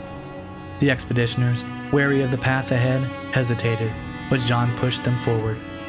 Disembarking, they were confronted by the true scale of death and loss. Walking along the shores, they moved past piles upon piles of Expedition 57's bodies before passing through the main gateway of the rock quarry. What lay before them was a vast landscape littered with broken siege engines, trebuchets, and bodies as far as the eye could see. They pressed on, struggling not to be overcome by despair, fighting through some Nevrons along the way, including the Ramasur, who stalked the field collecting armbands from the fallen expeditioners and severed arms from the defeated Nevrons. As they pushed through, they lost several more members, prompting Tomas, one of Expedition 48's own, to question whether Jean should remain in command. The murmurs of dissent began to spread as they continued through the western area of the battlefield. Passing the remains of fallen expeditioners and gestural sacapatats, they eventually planted another Expedition 48 flag and pressed further north. Finally, they exited the death-ridden expanse of the rock quarry and crossed the stone bridge. Along the way, they saw the last remnants of Expedition 57 and their commander as they finally made it to the other side. They entered a small wooden area, climbed a hill to a hidden alcove near some rubble, and made camp for the night. But even here, they found no peace. A Nevron followed them, creeping into camp as they slept and killing another expeditioner before the others awoke and managed to defeat it. Jean continued to lead the survivors onward, eventually bringing them to an area with a large red tree and several posts in the ground adorned with armbands of Expedition 0 and Expedition 57, set there by painted verso, though unknown to them. Jean paused to pay his respects, inviting those still loyal to him to join him in a moment of silent reflection. But Tomas and Vincent had reached their limit. They rallied the remaining members of Expedition 48 and staged a mutiny, surrounding Jean and his loyalists as Vincent demanded Jean relinquish his command. Jean, prideful as ever, refused. Vincent, Tomas, and the others attacked, abandoning Jean and his followers, leaving them crippled and bleeding out. Nevron soon finished the job, petrifying them in their agony. With Vincent now in charge, the group headed east to a smaller section of the rock quarry near the coast. There, they planted an Expedition 48 flag and killed several troubadours near the entrance. Gathering at the crumbled ruins, Vincent took the time to document their ordeal in his journal. Vincent, 48th. He wouldn't listen. Just kept running everyone into the ground. He acted as if he was the only true believer. That we had to trust him. 5 dead, and he wanted to double down. Thomas, not so subtly, insinuated that Jean should be relieved of duty. Mutiny. Something I'd never have countenanced. Yet I have a duty to them too. It's a gutting realization. What has to be done? The mission is too important. The team is too important. We can't just throw our lives away for nothing. I hate that it came to this. But he broke our trust. Under Expedition Code 23, Jean Fournier is hereby relieved of duty. I, Vincent Constantine, have assumed command and have designated Thomas Flegov as lieutenant. Soon after, they found themselves trapped as more troubadours entered the area and attacked in force. The expeditioners stood their ground, fighting fiercely and even managing to take down a few of the Nevrons. But the assault was relentless and chaotic, and they could not keep up. One by one, they fell, collapsing where they stood, their bodies piling up as they bled out, until only 4 remained. Backed into a corner, the final survivors fought with everything they had, but it made no difference. The troubadours struck them down, their blood spilling across the concrete, until at last they petrified, sealing the fate of the expedition. Expedition 48 was a large and ambitious endeavor, led by a confident but sometimes too demanding commander. In the end, they mutinied, and like all mutineers, suffered the fate of being lost to history, nothing but stone in an abandoned quarry. The expeditions, if nothing else, were known for quickly developing methods, oftentimes unique, to complete their journeys. This was especially true for Expedition 47. Their commander, Thomas, believed that the perfect balance between mental fortitude and consuming alcohol could give his team the edge they needed to face any battle. Expedition 47 left the docks of Lumiere with the largest supply of alcohol any expedition had ever carried. They sailed toward the land barrier, exited on the other side, and that is where 90% of their trail disappeared. I've scoured the map and found only 2 locations to piece together what happened next. So bear with me, as much of this is speculative, my best attempt to reconstruct their fate. They crossed the first landmass, mastering the art of fighting while intoxicated, and upon reaching the northern shores, continued across the sea to the second major landmass. They pressed through the dense mountain range along the west coast, just past the Gestural Beach. Entering a long mountain pathway littered with broken buildings, they fought off Nevrons and reveled in every moment of it. After the battle, they made camp.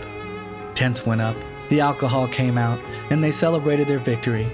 Thomas broke out a bottle of 1908 absinthe, taking a drink as he recorded his thoughts in his journal. Thomas of the 47th Drunken Brigade. Benjamin's been calling us the Drunken Brigade. Ha! I love it. Yeah, we do our best work after a few.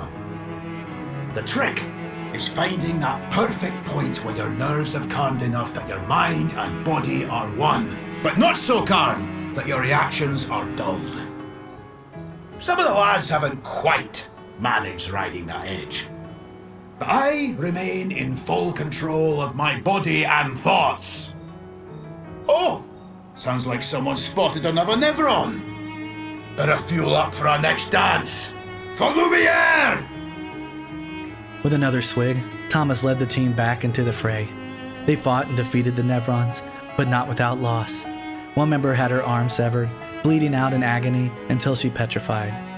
Though it is not stated, I believe they left some of that alcohol behind, including the absinthe, as a tribute to their fallen comrade. They packed up and headed west, passing Old Lumiere and climbing high into the mountains. As they braved the rough terrain, they continued to hone their drunken fighting skills until they reached the narrow strait, their next obstacle. They had their ship brought around, boarded, and sailed east around Seren Island, finally landing on a smaller island further east, covered in red trees. Exploring the area, they came upon a cave entrance. Grabbing their booze, they headed inside of what would become known as the Sinister Cave. Inside, they planted their Expedition 47 flag and began to explore the vast, pitch-black interior. By now, drinking had become so routine that they could no longer maintain control of their faculties. Lost and disoriented, they ran out of both food and alcohol. They installed many grapple points throughout the cave, but still could not find their way out. Ultimately, they came across a lone, long-dead gestural merchant. The sight brought a stark realization to Thomas. The Gamage was near, and they were doomed to die trapped in the darkness. When the Gamage came, it claimed them all. With no petrified remains left behind, their fate is a mystery. Expedition 47 left Lumiere with booze and a penchant for battle, but their reliance on the devil's mouthwash led to their ultimate undoing, lost forever in the depths of the Sinister Cave. The next expedition would have a profound impact on one of the members of Expedition 33 in the years to come. This was Expedition 46, also known as the 46ers, led by Commander Annalie. Their mission was a fact-finding endeavor designed to study the world outside Lumiere and, with luck, make their way to the monolith, using their discoveries to solve the mysteries of the Paintress and find a way to defeat her. The expedition assembled some of their best and brightest, including Lune's father and her mother Brigitte. They were joined by friends and research partners, setting sail from the harbor and passing through the cave into the unknown. Once they cleared the land barrier, they likely sailed around the first major landmass, assuming that after 54 years of expeditions, most had already braved those paths. Their course took them past the stone-waved cliffs and straight toward the forgotten battlefield. Upon arrival, they were confronted by the massive wreckage of expedition ships, a sight that immediately ignited their curiosity. The ship docked nearby, and Annalie and Brigitte led a team to investigate the remnants while the ship sailed around the eastern shores, waiting for their signal to be picked up. The group moved slowly past mountains of dead bodies and burnt ships as they approached the gate.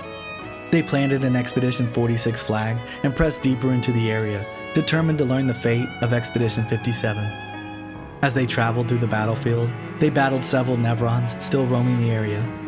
They lost several members, but managed to persevere and make it through to the other side, no doubt relieved to leave such carnage behind. Their journey brought them to a place where a large red tree stood at the end of the winding path, lined with posts covered in expedition armbands. Annalie, honoring tradition, paused as the others helped her tie the armbands of their fallen comrades to the wooden posts, joining the memories of Expedition 0 and 57. After paying their respects, they exited the area and signaled the ship, which met them on the shores near where Expedition 65 once had been wrecked. They reboarded, and for reasons still unclear to me, set their sights on the far east, across the same mountains that Expedition 60 had crossed. The ship carried them across the strait to the opposite shore, where Brigitte, her husband, and Annalie led a large group up into the mountains, while the vessel continued course, hoping to rendezvous at sea on the far side. After braving rough terrain, the team's eyes widened as they beheld a vast forest blanketed in red trees. Descending, they were shocked to realize that the majority of the trees were actually queuing gestrels. As they pressed further, they were drawn to an area cloaked in perpetual darkness. Driven by scientific curiosity, they entered the endless night sanctuary, unaware of the dangers and discoveries that awaited them. As they entered the area, they were immediately struck by the blue hue that colored the landscape, the deep red grass, and the trees. The team planted an Expedition 46 flag to mark the beginning of their journey through this strangely alluring sanctuary. Venturing deeper, they found the area filled with even more queuing gestrels. A patchy stone pathway led them past several roaming gestrel Sacapatats, which did not hesitate to attack or chase after the expeditioners. They pressed on, traversing areas littered with fallen Nevrons and taking on even more aggressive Sacapatats, all while making careful notes on the ancient carvings and gestural writings scattered throughout the sanctuary. Eventually, they encountered a large, lone Grandis standing at a fork in the road. He greeted them, inquiring about their presence, and encouraged them to test themselves against the contraptions he had helped his gestural friends create long ago. In time, he invited the group to his home, offering a place to rest and recover. Brigitte, ever the scientist, likely bombarded the Grandis with questions, a welcome change for one who had been alone for decades. While the group slept, two lookouts kept watch near a cliff. When they spotted several Nevrons approaching, they turned to flee, but one was caught, losing both a hand and a leg, bleeding out and petrifying on the spot.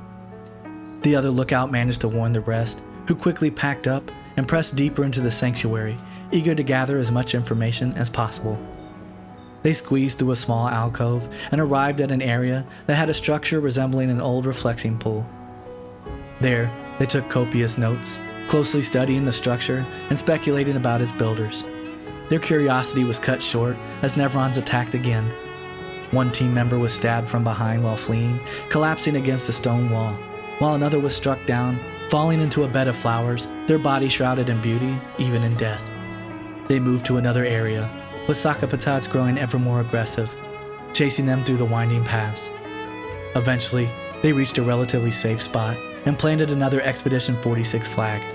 Continuing down the path, they found a smaller alcove requiring them to crouch low to pass through. Realizing this gave them a barrier from their pursuers, they pressed on.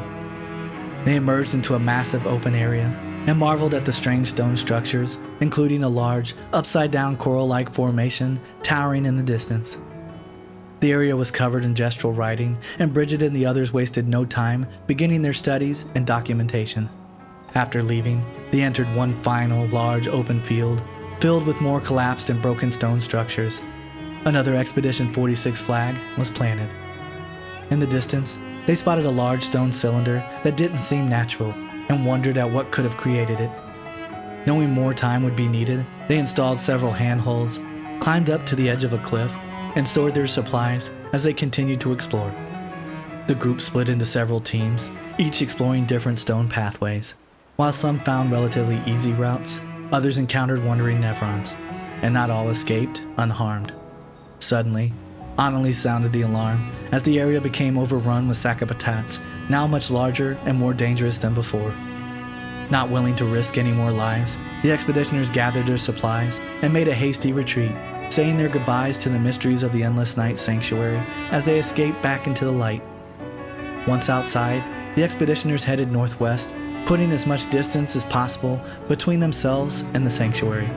They knew they needed rest, and more importantly, time to organize their thoughts and notes after everything they had witnessed.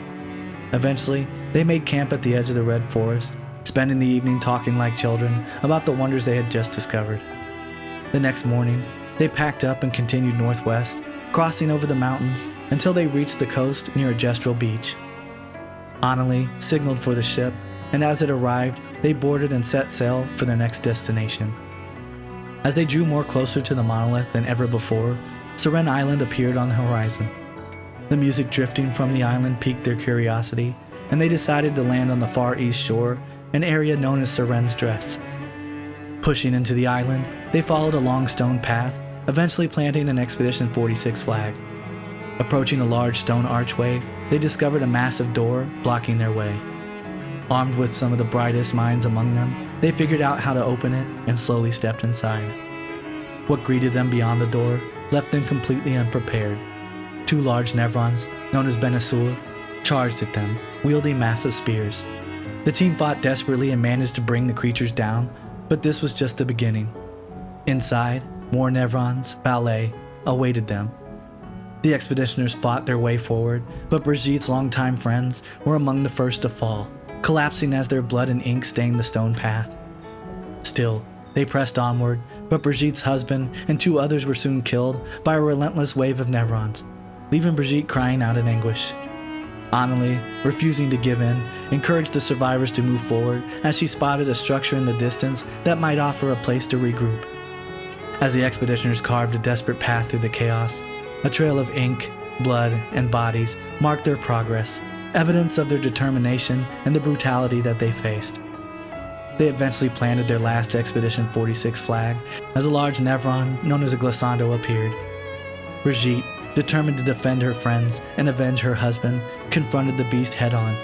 She fought relentlessly, battling the creature for several days until she suffered a severe wound, a deep gash that left her badly hurt. Inspired by Brigitte's courage, the others pressed forward, rescuing her as the rest of the team managed to drive the glissando away, at least for the time being. Several days passed with Annalise caring for Brigitte, but her efforts were in vain. Brigitte's wound became infected, and despite their best efforts, she eventually succumbed.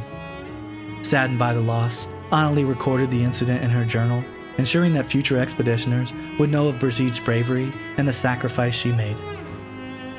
Expedition 46, Annalise. Brigitte finally succumbed to her infection. She fought off that blasted Nevron for 4 days and 4 nights, saving the rest of us, but it gashed her badly. Toward the end, she seemed almost peaceful. She said not to worry. Her daughter Lune will finish their work. Suddenly, they were interrupted as the glissando returned, with other Nevrons following closely behind. They tore through the expeditioners, severing limbs and spilling blood everywhere. Finally, it was just Annalise and her lieutenant trapped in the ruined structure. Eventually, they too were defeated and left petrified, seated back to back, their tragedies immortalized for all to see. Expedition 46 set out with some of the brightest minds in Lumiere at the time. Brigitte and Annalise's sacrifices not only inspire her daughter Lune to become a formidable force in the future, but inspired many expeditions and how they would try and approach their journeys. The Gamage came and went, and Expedition 45 set out with high hopes. The team boarded their ship and set sail from Lumiere's harbors, passing through the cave and emerging on the other side unscathed and ready to begin their journey. Although there was little in the way of flags to trace their route, By considering their final destination, we can speculate about the path they took. Eventually, they sailed around the east coast near the Stonewave Cliffs, likely heading toward the Endless Tower. As they approached the area, they were unprepared for the sight of the large wrecked ships left over from Expedition 53. Failing to change course in time, their ships veered wide and crashed into the cliff face, breaking in half. Those who managed to survive and swim to shore nearby found the entrance to a small cavern system. The expedition commander, Cassandra, gathered the survivors and suggested they use the cave as shelter until they could determine their next move. They planted an Expedition 45 flag and entered the dark cave. Inside, the group had to navigate a long dark pathway, illuminated only by a faint blue light in the distance. After making progress into the cave, they were caught off guard as the floor suddenly gave way, sending them plunging deeper into the cavern below. Many died on impact, their bodies crushed and bleeding out before eventually petrifying.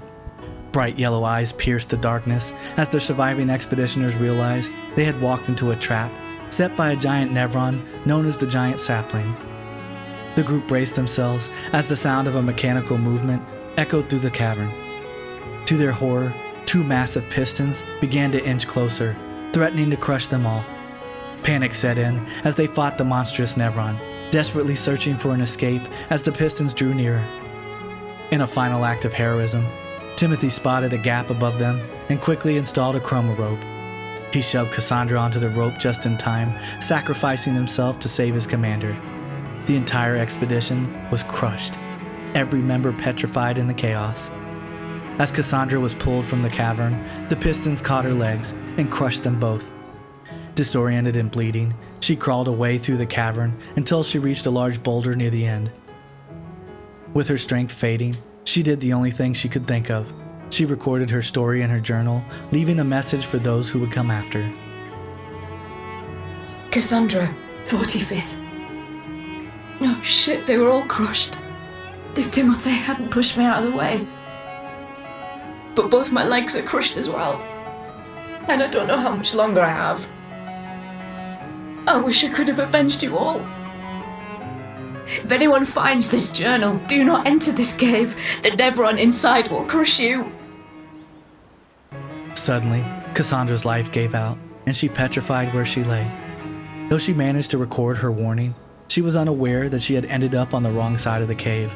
Anyone who followed in her footsteps would be doomed to the same fate, never receiving her message in time. Expedition 45 suffered a terrible tragedy, falling into insurmountable odds in the depths below. Their bodies still lined the caves, painting a grim warning for any who dare to follow in their wake. Expedition 44 began much like any other. They honored the homage, celebrated the departure, and packed up before leaving the docks. Nicholas served as the commander, and after passing through the cave and surviving the falls on the other side, the team set out on their journey. There are no flags that document the expedition's path. The only way to piece together their story is through reasonable speculation based on their final location. They likely sailed and anchored on the shores east of the Spring Meadows, venturing across the land and probably passing the Flying Waters before crossing the Chroma Bridge in the northwestern forest. After crossing, they likely encountered several Nevrons, learning along the way how to adapt and overcome these formidable enemies. Eventually, a massive Nevron eating a mountain in the distance caught their attention. Seeing ample evidence of past expeditions in the area, they decided to investigate. They entered the region known as Yellow Harvest and soon discovered an Expedition 68 flag. Using the handholds installed by the previous team, they tried to unravel what had happened there. One by one, they climbed up and looked out over the vast open space, the colossal Nevron casting its shadow across the valley of yellow trees. The expeditioners made their way into the valley by the collapsed buildings and a small lake. There, they devised a plan. If they disguised themselves as Nevrons, perhaps they could avoid detection.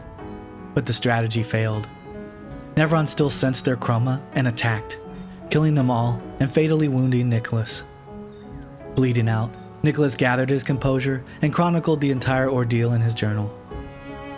Nicholas, Expedition 44. The idea was you'd only have to fool the first one. Then Jules can wear its carcass to trap the next, and so on, until we all have proper cover. But disguising ourselves as Nevrons has proven to be extremely ineffective, to say the least. Maybe they recognize each other by their chroma. Anyway, it was an utter failure. To any expeditions that follow our trail, do not disguise yourselves as Nevrons. It doesn't work. Eventually, he too succumbed, petrified alongside the others. Expedition 44 deserves credit for thinking outside the box and attempting to adapt to the very predators that hunted them in this world. Ultimately, though, this innovation led to their undoing, leaving them undiscovered for many expeditions to follow. Lumiere achieved another engineering breakthrough in the year that Expedition 44 set out. They invented the submarine, believing it would allow them to travel beneath the waves and reach the Paintress without interference. The Council nearly bankrupted itself to fund this new invention, and the optimism surrounding its promise spurred many to volunteer for the mission. Expedition 43 loaded up the 3 submarines, and with their appointed commander Sabine giving the all clear, the submersibles set sail. They navigated through the land barrier cave and continued around the east coast of the Stone Wave Cliffs. As they traveled deep beneath the sea, they spotted the giant serpent fair patrolling the area. With so many lives at stake, Sabine decided to take a detour, heading further east to a white island known as the White Sands. They docked on the far shores and began to explore while Sabine weighed her options regarding the flying snake. While traversing the area, the expeditioners spotted a huge mansion perched atop a cliff overlooking the sands. They planted an Expedition 43 flag and set out to find a way up. As they drew closer, they discovered an abandoned rowboat with several bags full of goods and a strange leather suitcase covered in gestural writing. Realizing the cliff was too high to climb and lacking ropes or grapples since they were a seafaring-only expedition, they returned to Sabine and reported that they had found nothing. Sabine then asked if they wanted to risk heading through Serpent Fair's territory. Confident in Lumerian ingenuity, they agreed, and everyone piled back into the submarines to head northeast toward the strait near the eastern shores of the rock quarry. Initially, their confidence was rewarded as they passed beneath the beast undetected, but overconfidence got the better of them and they dropped their guard. As they sailed through the shallows, Serpent Fair spotted them, quickly registering the submarines as a threat and attacking without hesitation. It chased them into a small bay, trapping them around a tiny island. Like the mighty airship armada of Expedition 78, the submarines were no match for Serpent Fair, which completely wrecked them. Survivors dragged themselves from the wreckage, surveying the devastation and realizing that all food and water had been lost in the attack. Sabine, distraught, led the team deep into the island's center, where they pitched makeshift tents and gathered whatever supplies they could scavenge. Sabine took the opportunity to record their ordeal in her journal, leaving a message for those who might follow. Expedition 43. Sabine. That damn snake destroyed all our submarines in a matter of minutes. And now we're stuck with no equipment, no food, no water, nothing. No way to get off this island, and no way to kill that bloody serpent. Putain, the Paintress must be laughing. Diverting the resources of the entire engineering and defense divisions to construct those subs, and mad, all the people who trusted our vision and volunteered their lives. If we die stranded on this tiny island after everything we went through to get here, my ghost will haunt her blasted monolith and this island and that stupid snake for all time. Merde! What happened after that remains a mystery. With no petrified remains to mark their passing, it is likely they all perished, stranded on the island without food or water. Some believe the Nevron that now roams the island is the ghost of Sabine, haunting the place. But since humans cannot turn into Nevrons, I do not personally subscribe to this theory. It's just a funny coincidence. Expedition 43 set out with the latest marvel of Lumerian innovation, carrying the hopes and ambitions of an entire city. But if the canvas world has taught us anything, it's that nothing ever goes as planned. Expedition 42's mission was unique among all those that came before. Their goal was to gather as much information as possible about the history of their world, to build exhibits that future expeditions could learn from, and to bring this knowledge back to Lumiere to aid in mission planning. The expedition was led by Armand, Olivier, and Freya, who set out with every intention of completing their ambitious mission, especially since convincing the Council of its importance had likely taken considerable effort. they boarded their ship and set sail for the cave at the land barrier. Although not much is left behind in the way of flags or journals across the first major landmass, it is reasonable to assume they landed somewhere along the shore and made their way across, much like the trailblazing expeditions of the 60s.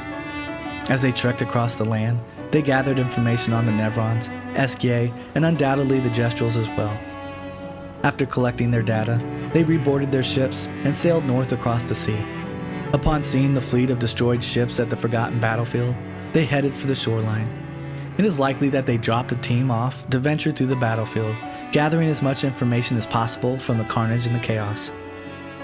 Eventually, they made their way through the area and continued on to Minoko Station.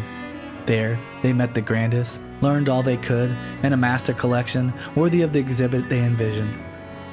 After saying their farewells to the Grandis, the expedition continued north, eventually reaching the shores near the esoteric ruins. Passing through the narrow strait, their ship emerged onto the vast sea and caught the signal from Armand. Landing on the shore, Armand excitedly told the expeditioners she believed the ruined city before them was without a doubt Old Lumiere. She announced their plan to enter and gather more information about their former home. Olivier and Freya suggested taking the ship around the coast to cover more ground, especially with the day of their gommage only months away. Armand reluctantly agreed, and Olivier and Freya sailed away with the ship, while Armand led the rest of the expeditioners into the city, unaware of what awaited them inside. Olivier and Freya continued on with the ship, documenting everything they observed along the coast, including the fallen airships of Expedition 78. As they sailed, they spotted another strait to their right, but Olivier chose instead to continue east, heading toward an island just off the coast. As they approached the island, they noticed a strange cliffside bathed in a twilight hue. They charted a course, made landfall, and used handholds to scale the cliff, entering the mysterious region. Passing through a narrow stone passageway, they eventually emerged into a stunning vista with the monolith visible in the distance. Nearing the cliff's edge, found a row of lampposts lining the cliff, seemingly inviting them forward. It was clear someone, or something, had been here before, as the edge was marked by stacked stones acting as a guardrail. Olivier and the others studied every detail as they followed the trail of lights. At the end of the path, they discovered an entrance into a cave. Wasting no time, they decided to go inside, following a well-lit path that led deeper into the cavern. The walls were lined with strange lamps, and patches of blue grass dotted the ground, with veins of blue running through the stone walls themselves. As they neared the end and entered a large open cavern, their eyes widened at the sight before them. In the center stood a massive, strange archway, almost like a door, with a gateway of swirling purple chroma at its heart. Realizing the importance of the discovery, they planted an Expedition 42 flag nearby and set about documenting the phenomena. Olivier and Freya, along with a handful of expeditioners, studied the area, noting that the ground itself was a solid version of the swirling chroma gateway. They checked both sides, examining every detail, until one of them, either Olivier or Freya, got too close and heard a voice emanating from within. Suddenly, they vanished. Minutes turned into hours, and the rest of the expeditioners grew increasingly concerned. One by one, likely coaxed by the same eerie voice, they entered the gateway, none of them ever returning. Each was lost, drawn into the chroma, their fate sealed by the siren call from the other side. Meanwhile, back in Old Lumiere, Armand led the rest of Expedition 42 into the city. As they entered, the group fell silent at the sight before them. This was once their home, a thriving metropolis now reduced to ruin. The streets were choked with debris and destruction left behind by the fracture. Scattered throughout the city were random, enormous chroma swords, evidence of a battle with a massive creature now lying dead in a crater. They pressed deeper into the city, planting an Expedition 42 flag as they reached a vantage point overlooking a shattered train station. A chroma rope was installed, and a team was sent to investigate, but those who went never returned, likely falling to the chromatic Nevron that prowled the area. Undeterred, Armand and the remaining expeditioners pushed on, planting another Expedition 42 flag near one of the chroma swords. They gazed out over the vast landscape of collapsed buildings, gaping chasms, and ruptured vaults that now made up their world. As they advanced, they continued to install handholds and grapples, not just for their own benefit, but to ease the way for those who come after. Along their journey, they collected artifacts and trinkets from their people's former lives, intending to bring them back for the exhibit they had dreamed of creating. Many became hesitant to venture too far, as the city streets were patrolled by Nevrons, making every search for supplies and information a dangerous risk. Armand did her best to motivate the group, urging them deeper into the heart of the city. Eventually, they reached a large open space with a manor in the distance.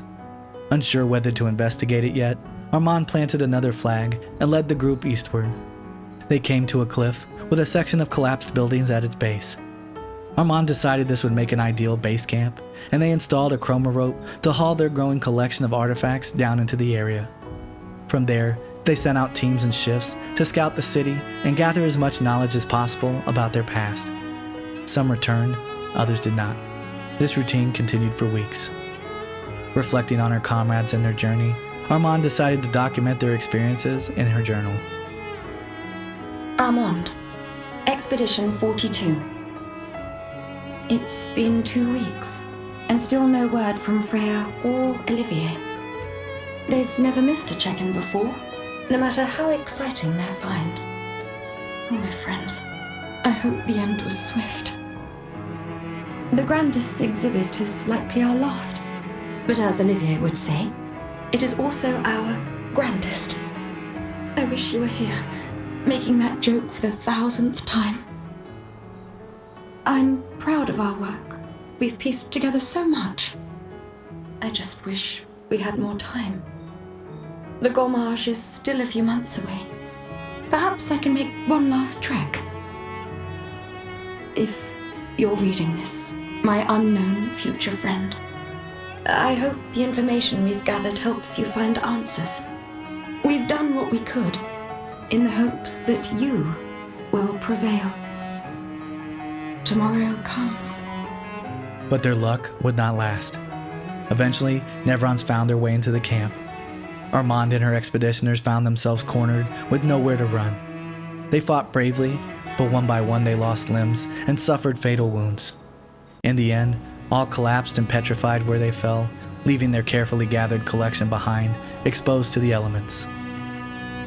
Expedition 42 set out with every intention of returning home and establishing a living museum, one that would help Lumiere understand its past and guiding future expeditions. But in the end, curiosity and determination led them straight into the jaws of horror, and they all fell victim to the brutal realities of their world. Expedition 41 prepared to set sail after the Gommage had claimed all those of the corresponding age. This year, they had a decently large number of volunteers, and with that, a fleet of ships. They were called the Wolf Expedition, their mission echoing Expedition 57, to hunt every Nevron in their way and save the Paintress for last. This time, there would be no siege engines or catapults, just brave men and women up to the task. Commander Emily led the team, choosing to follow the path of Expedition 0 as they set out through the morning fog and into the land barrier cave. Once through the other side, they headed straight for the dark shores. But as they approached, disaster struck. Whether it was a storm or a massive Nevron lurking nearby, several of their ships were crashed against the shore, with some being thrown even farther inland. Recovering from the wreckage, the survivors gathered supplies and planted an Expedition 41 flag. Emily likely ordered the surviving ships to sail around the coast and wait for her signal, but this decision would prove to be fatal. As the ships disappeared from view, those left behind returned to the interior of the shores, only to be met by some of the deadliest Nevrons ever created, the Noir. There were only 6 to 8 of these monsters, but that was more than enough to take on an army. The Noir attacked with a fury for which the expeditioners were not prepared. These Nevrons focused their energy and unleashed devastating blasts, wiping out large groups at a time. The expeditioners stood no chance. Many were killed instantly, petrifying in massive piles. The survivors retaliated, fighting back with everything they had, even managing to take a few Noir down. But the creatures were too powerful, decimating more groups in a single strike. Bodies littered the ground, and for those trying to push forward, there was almost no ground left, only a field of petrified remains. The western shore was utterly eradicated, but the fight raged on. Wave after wave of expeditioners crashed against the Noir, but more bodies piled up, turning the shoreline into a thick layer of blood and ink. The eastern shore fared no better, as the two sides clashed with all their might. The Nevron's strength overwhelmed the expeditioners, leaving their bodies as a makeshift path for the monsters to continue their pursuit. A handful of survivors managed to slip away, heading deeper into the land to escape the carnage. The rest of Expedition 41 was not so fortunate. The Noir tracked them down and killed them, turning the hunters into the hunted. The few who did survive trekked across the landmass, taking vengeance on the lesser Nevrons they encountered, reclaiming some sense of purpose and justice. They pressed on until they reached the northern shores near the Stone Wave Cliffs. Emily signaled for the remaining ships, and the survivors boarded, setting sail to the north across the sea. They sailed onward, gradually approaching the area known as the Forgotten Battlefield. Driven by curiosity about their predecessor's fate, they charted a course for the ancient battleground where Expedition 57 had met its end. Whether they were attacked again or simply lost their way in the fog, something went wrong, and they soon found themselves unable to continue their journey by sea. Realizing they would never reach the Paintress, Emily and the remaining expeditioners resolved to spend their days fighting every Nevron they encountered until the Gamage, or until they could fight no more. During their travels along the coast near the Stone Wave Cliffs, they encountered what was left of Expedition 62, who had turned Nevron hunting into a competitive game. Emily decided to keep the challenge alive, rallying her team as they gathered supplies and pushed into the Forgotten Battlefield.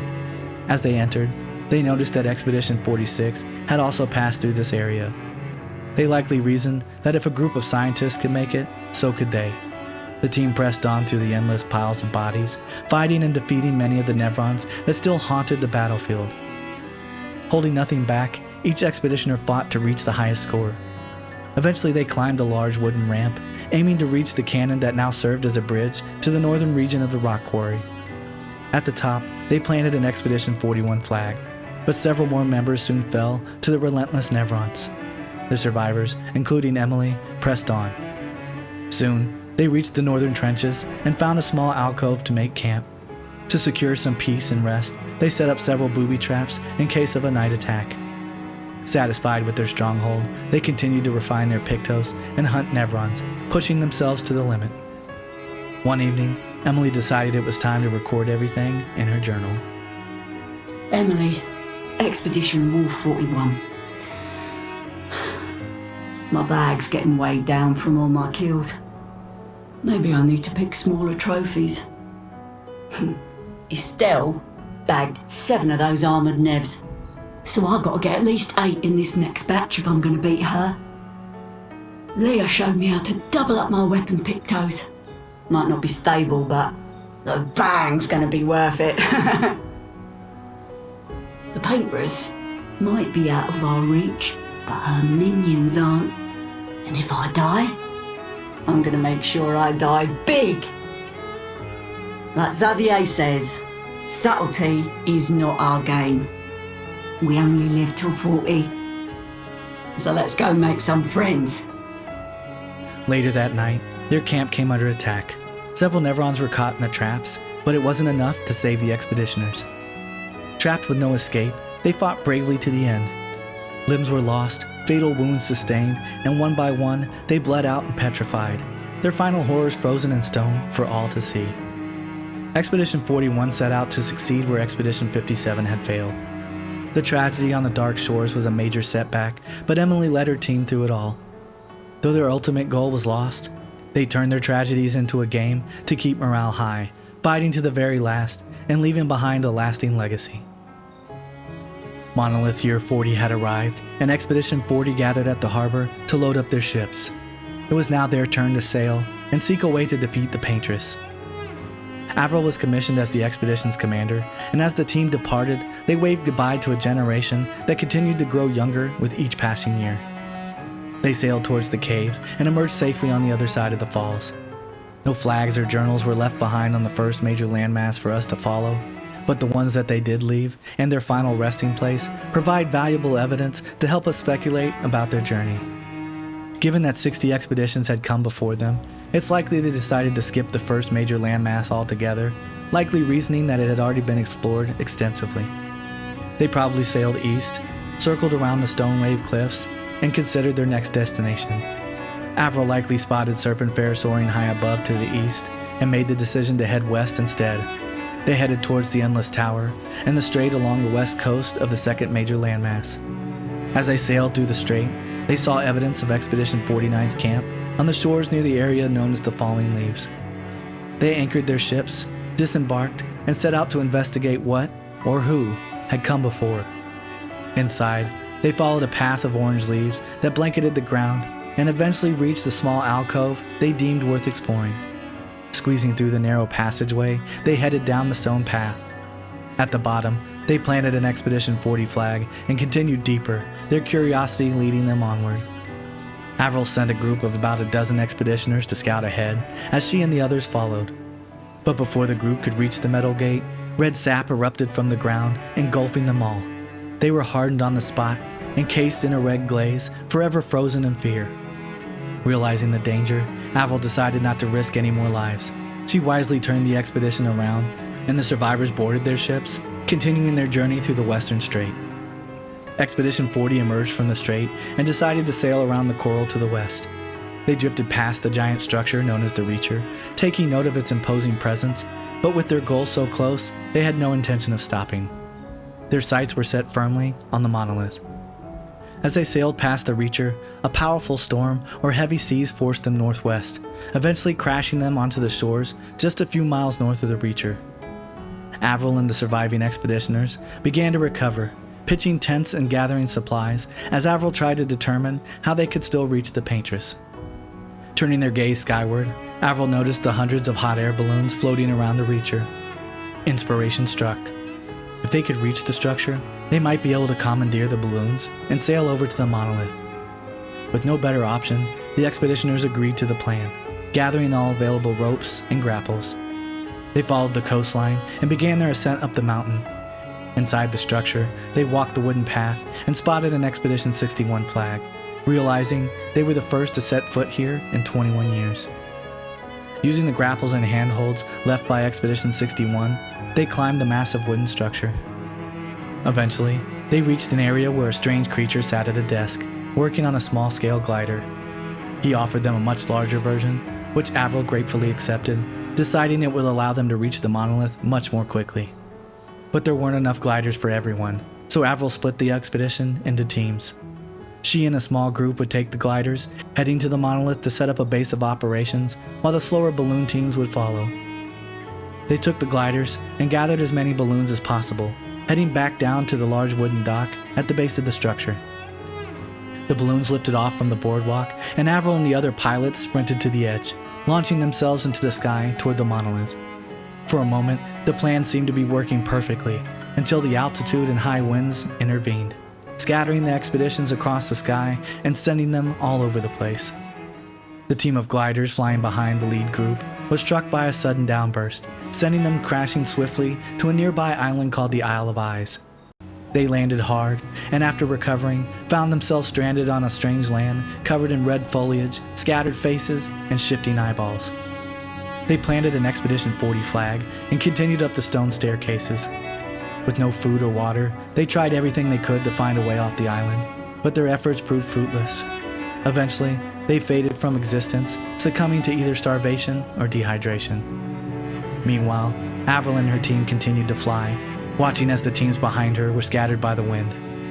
Gigi and Edmund, a few hundred meters ahead, sailed ever closer to the monolith, until Avril saw them suddenly evaporate into a cloud of red petals. Quickly realizing the danger, she and her team dove toward a nearby island, crash landing in the sand. The chroma barrier still barred the path ahead, stronger than ever. Gathering what little supplies they had, they set up a makeshift camp. Avril took the time to record the incident in her journal. Avril, 40th Expedition. Gigi and Edmund were leading. They were on a clean glide to the monolith when they flew into some sort of barrier and just gommaged away. Our gliders are useless without a way past the barrier. Bernard's going to explore on foot, see if there's an entrance. But in the meantime, we might as well make ourselves at home. I guess I'll try my hand at fishing. Assuming those sea Nevrons left any fish for us to eat. Rest in peace, Gigi and Edmund. What followed remains unknown. Lacking any petrified remains, we can only speculate that they died as the team did on the Isle of Eyes, or managed to live out their days until the Gamage claimed them. But the expedition's story didn't end there. The balloon teams, blown eastward by the wind, found themselves drifting across the sea. As their balloons began to lose air, they did their best to steer for a safe landing. The group drifted toward a small island southwest of Seren Island. The 3 balloons eventually crashed, and the survivors did what they could, pitching tents, gathering supplies, and trying to survive. They too would eventually share the fate of the others, fading from existence. The last group of balloons, accompanied by a few glider teams, were carried further east. The 6 balloons and 2 gliders crashed down only a few miles apart, just east of Agestral Beach. They regrouped and consolidated their remaining supplies, finding shelter wherever possible and fending off any wandering Nevrons. With no petrified remains found in the region, it is likely they either ran out of supplies or quietly lived out their days until the Gamage overtook them. Expedition 40 set out with high hopes, making smart and inventive choices in the face of adversity. They did everything they could to glide toward the Paintress, but the winds and the chroma barrier had other plans. Their journey is now lost to the ages, ending mere miles from their ultimate goal. The Gamage had come and gone, and Expedition 39 was determined to be the first to defeat the Paintress. Edith was chosen to command the expedition, with Albert as their second in command. The team loaded their ship with what meager supplies they could gather and set sail, the number of volunteers dwindling as the citizens of Lumiere grew weary of repeated failures.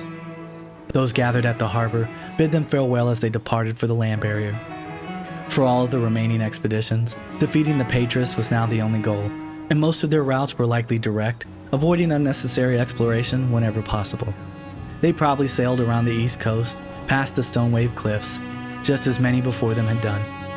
Their journey continued around the forgotten battlefield and through the strait along the coast, eventually bringing them to an open sea before the monolith. They set a course for Visage Island. While the game never clarifies exactly why they stopped at Visage Island, it's likely that they encountered the Curator or possibly Painted Verso, who told them a weapon was needed to break the chroma barrier.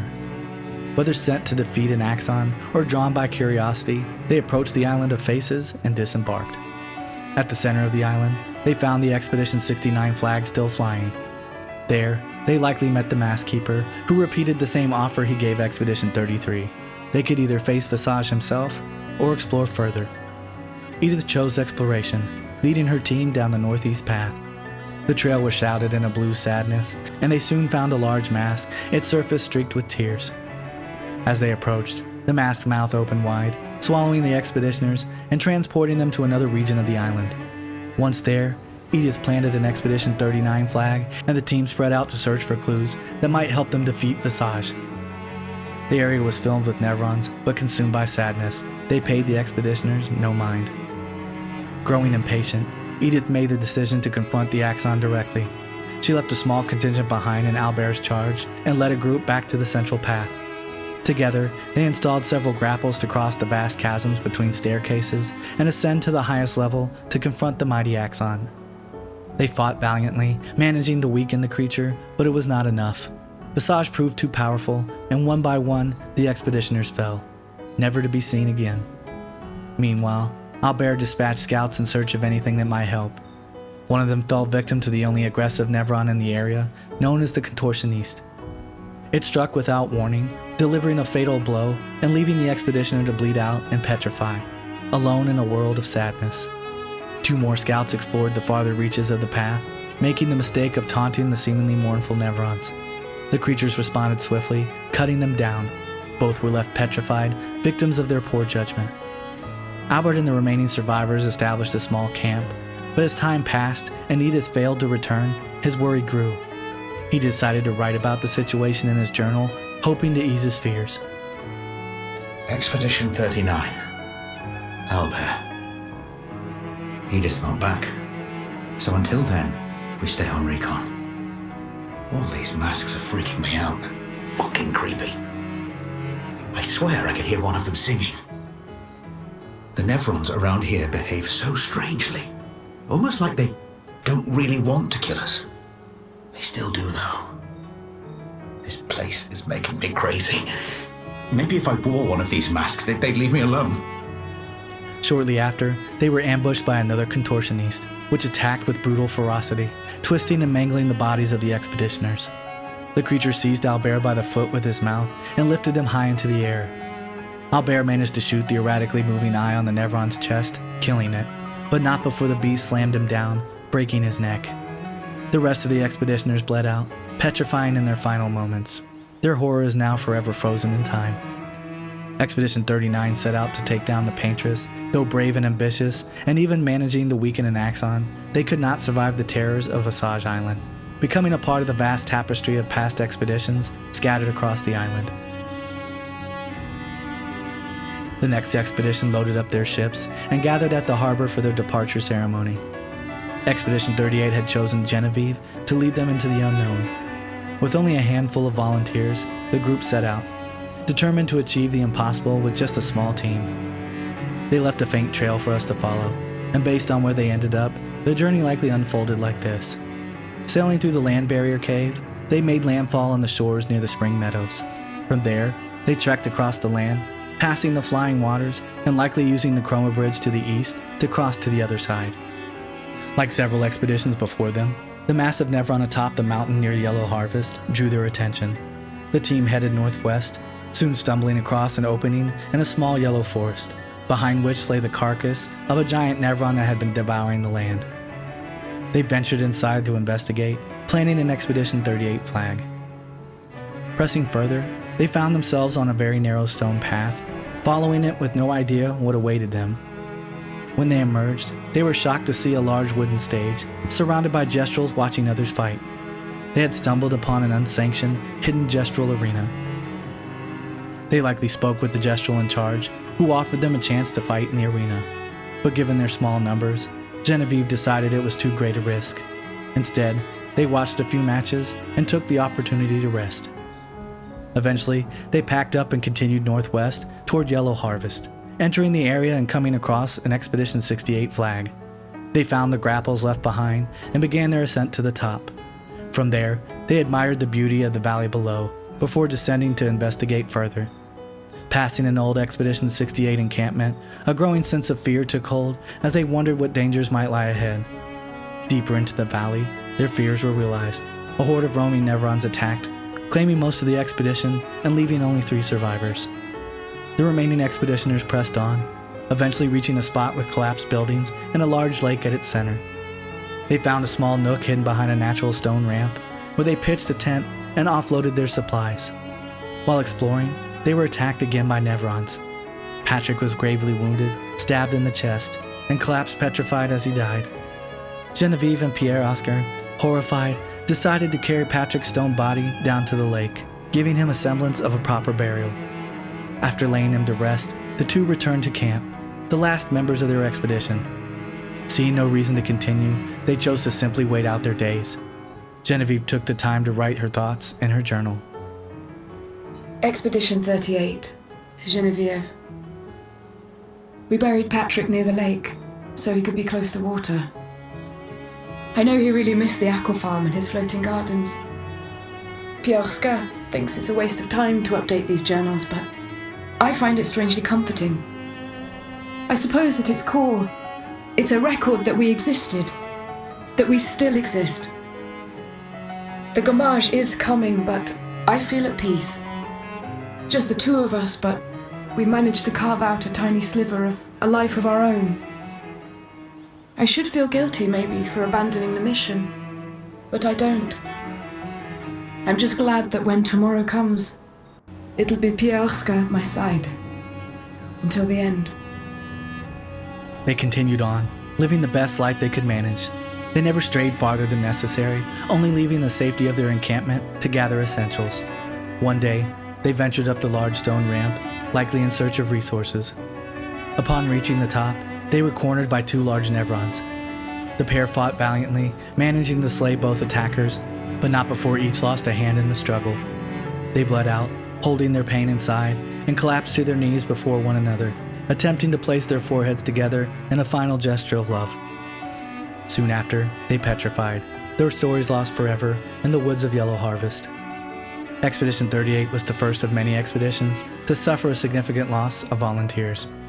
They did what they could with what they had, believing wholeheartedly in their mission. Though they ultimately went down the wrong path and gave up on their quest, considering all they had endured, no one could truly blame them. Monolith Year 37 had arrived, marking the time for the next expedition to depart. Expedition 37, like Expedition 43 before them, left absolutely no trail to follow, no evidence revealing how they ended up where their journal was ultimately found. Based on the journal's contents, we can only piece together a rough scenario. Expedition 37 left the docks of Lumiere, as so many had before. After passing through the cave, they arrived safely on the other side. From the clues in the journal and its location, the best we can surmise is that at some point they suffered a terrible disaster. Ambushed by numerous Nevrons, the group was all but slaughtered. The few survivors pressed northeast toward the eastern coast of the forgotten battlefield.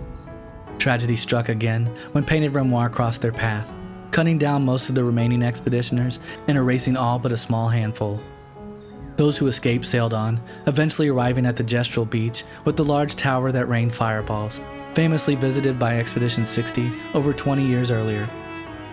As they tried to regroup and decide their next steps, one expeditioner named Lore and two others refused to continue a mission they believed was already lost. They chose to stay behind, while the rest of Expedition 37 pushed forward, never to be seen again. Lore and her companions spent the remaining months relaxing on the beach, their only goal to conquer the Fireball Challenge.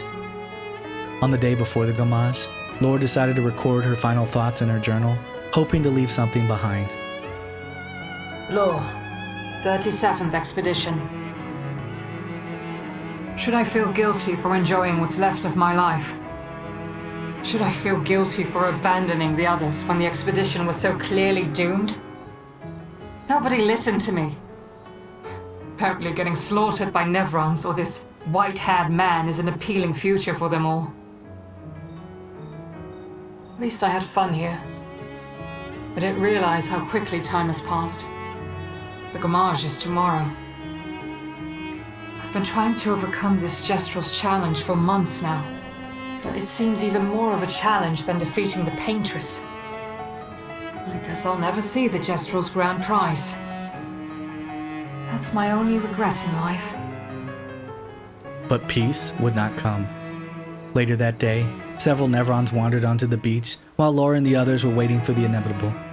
They tried to fight back, but each lost a hand. Their final moments were marked by agony.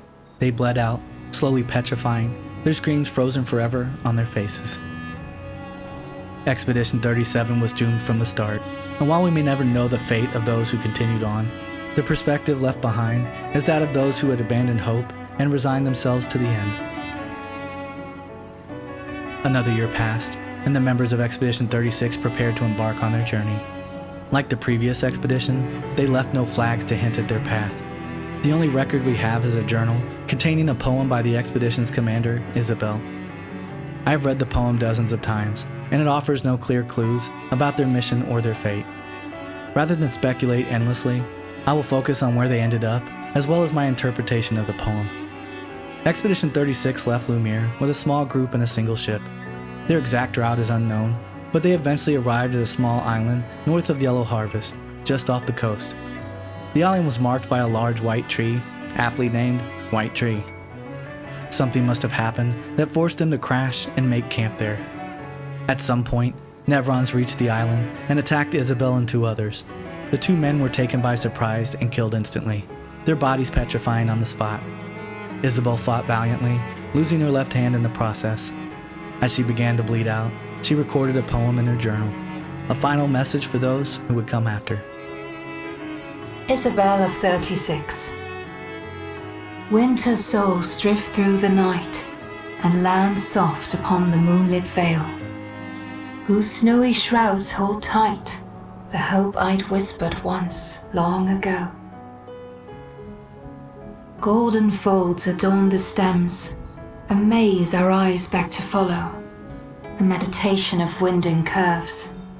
Deep they flow to center, where lie the edges of another verse, another maze of golden stems and shadows.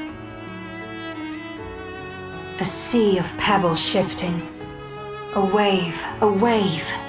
A wave of rock and sand. As sand falls upon our heads, and our heads sink beneath the waves. Along the darkened shores we sink, a pebble in the sea. The rising wind rolls through fragrant stalks of feathergrass. Their delicate aroma, a balm, their gentle susurrus, a lullaby for my aching heart. What happened to the rest of the expedition is unknown, but I'd like to share my interpretation of Isabel's poem if you're interested.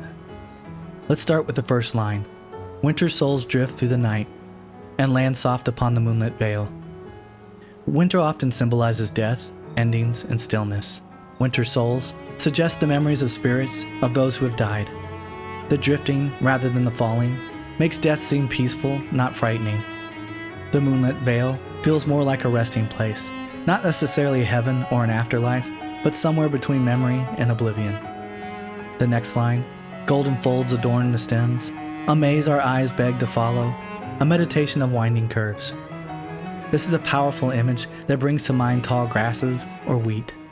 The maze suggests a search for meaning, but calling it meditation transforms the maze from an escape to an experience.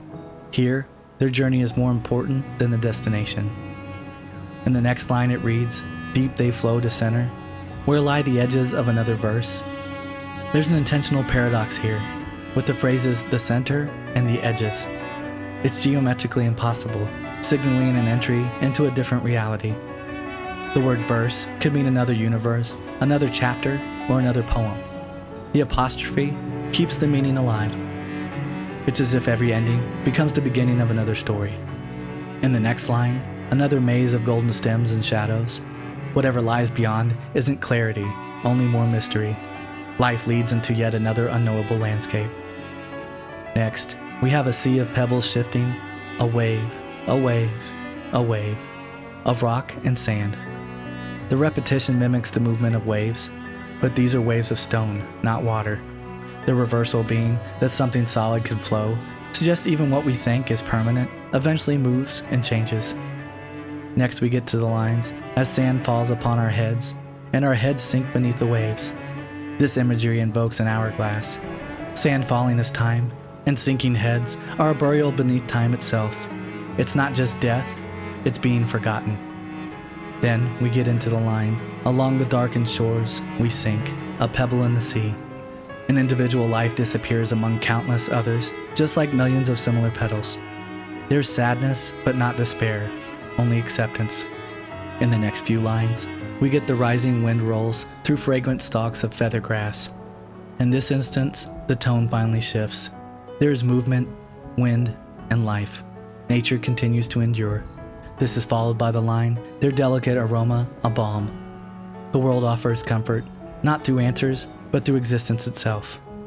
If we look at the next set of lines, their gentle susurrus, a lullaby. For my aching heart. Susurrus means the soft whisper of wind through grass. The poem ends not with triumph or revelation, but peace. The heart still aches, but it can finally rest. The poem describes the emotional journey of someone who has lost nearly everything. It moves from remembering the dead, to searching for meaning, to accepting morality, and finally, to finding quiet peace. There is no villain in this poem.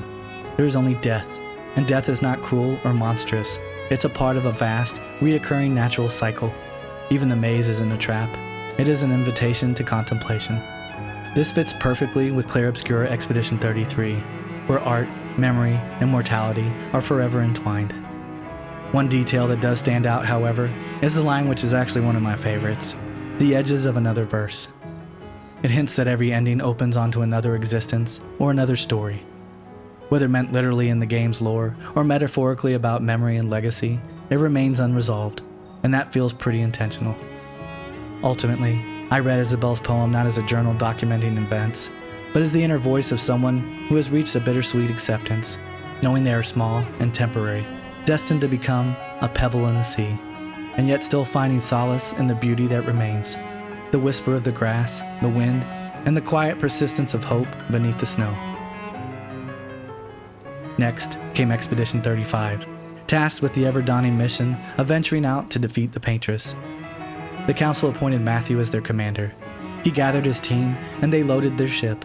Joined by an unusually large number of volunteers for this particular monolith year, well over 100, all determined to bring down the Paintress. They departed the docks of Lumiere, sailed across the seas to the land barrier, and emerged on the other side, ready to chart their course. They left no flags behind, but from their environmental traces and their journal, we can reasonably speculate about their path. Likely, they sailed around the east coast, passing the Stonewave Cliffs, and then headed west toward the Endless Tower, wanting to avoid any confrontation with Serpentfair, who was known to stalk the eastern skies. Sailing down the western strait of the second major landmass, Matthew spotted a camp on the coast near an area known as the Falling Leaves. Like Expedition 40 before them, they anchored and made their way inland to investigate. But unlike Expedition 40, Expedition 35 would not be coming back out. Upon entering, they reached the Expedition 40 flag and continued through the strange sap archway. Advancing to the area where Expedition 40 had lost some of their members, they encountered a faceless boy standing before a doorway. The boy refused to let them pass, asking for their help to convince a woman to stop hurting the expeditioners who came through the area. Whether driven by duty, morbid curiosity, or just plain ignorance, they agreed to help and began investigating. Suddenly, red sap erupted from the ground, trees, and mountains, just as it had before. Panic erupted as the group split into several smaller parties, some fleeing the sap, others trying to avoid the large Nevrons now roaming the area. The first group headed east back towards the entrance, but were forced to the right, ending up at a cliff. 2 expeditioners were caught in the sap, the sticky substance slowly engulfing and freezing them in place. At the cliff's edge, the survivors rapidly installed a chroma rope and descended to the area below. A second group was then caught off guard by more sap, spewing from the mountain to their left. In their panic, they stumbled and tripped over each other, ultimately being sealed up by the sap. The remaining expeditioners descended into the valley below, running through the area and fighting off Nevrons blocking their path. Eventually, they reached a cave radiating a faint red glow. Inside, they saw a large woman hanging upside down, entirely made of sap. Unsure what to do, and suspecting she was the woman the boy had mentioned, they hesitated to interact. Spotting a door on the cave's left side, about 16 expeditioners tried to edge quietly toward it. But something triggered the Lady of Sap, and she erupted, sending red sap surging from the ground. The expeditioners scrambled for the door, shouting to another group sneaking around the right side, desperately pleading for help. One by one, they fell victim to the sap. Across the cave, the movement of the second group did not go unnoticed. The Lady of Sap reacted, unleashing another burst of sap beneath her feet. The group tried to run, but the sap moved faster than they could escape. It snared their feet, covering them in red goop. Some tried to pull others free, only to be consumed in turn. Others pushed and shoved, causing further chaos, and the sap enveloped them all. Both groups struggled for survival, but in the end, every member of that Expedition 35 group was trapped, forever entombed in the sap of the Falling Leaves. Meanwhile, back at the top near where the eruption of sap had forced everyone to split up, the sap forced another group to head west, only to veer left onto a path that led straight to a massive chasm. The 6 of them reached the edge, and without hesitation, immediately tried to install a grapple point in hopes of making it across safely. Once the grapple was secured, the first 2 managed to clear the chasm, but then a huge burst of sap exploded up over the edge. Panic erupted as some reached for help, and others tried to jump for the grapple, but they couldn't move fast enough. The sap slowly overtook them, and they eventually hardened, frozen in a pure moment of terror. The 2 who had made it across kept running, pushing themselves as far as they could go. Eventually, they reached a large shattered building. One stopped to catch his breath, while the other frantically searched for an escape route. Suddenly, the mountain near the building erupted, sending massive waves of sap flooding over the area. One expeditioner turned to flee toward his companion, but the sap itself seemed to come alive, stretching out like vines to wrap around his torso and lift him off the ground. His companion spun around, reaching out in desperation, but before they could grab hold of one another, the stone beside him erupted, sending more red, viscous vines to seize the other expeditioner. They struggled, reaching for each other, but in the end, the sap overtook them both, hardening them in place, 2 figures frozen in time, just out of reach of each other's hand. Elsewhere, the final group, led by Matthew, took the path to the right. They sprinted through the area, but soon found themselves being chased by the massive Nevron known as Glacé. These Nevrons spewed molten sap of their own, making an already dangerous situation even more dire. A group of about 20 expeditioners were cornered by the formidable Nevrons. They tried to brace themselves or prepare for a last stand, but there was nothing they could do. The Glacé unleashed its molten, amber-colored sap, covering the group as they screamed in pain, each one eventually hardening, frozen in terror. Matthew pushed the remaining expeditioners forward until they reached a large chasm that cut off any hope of retreat.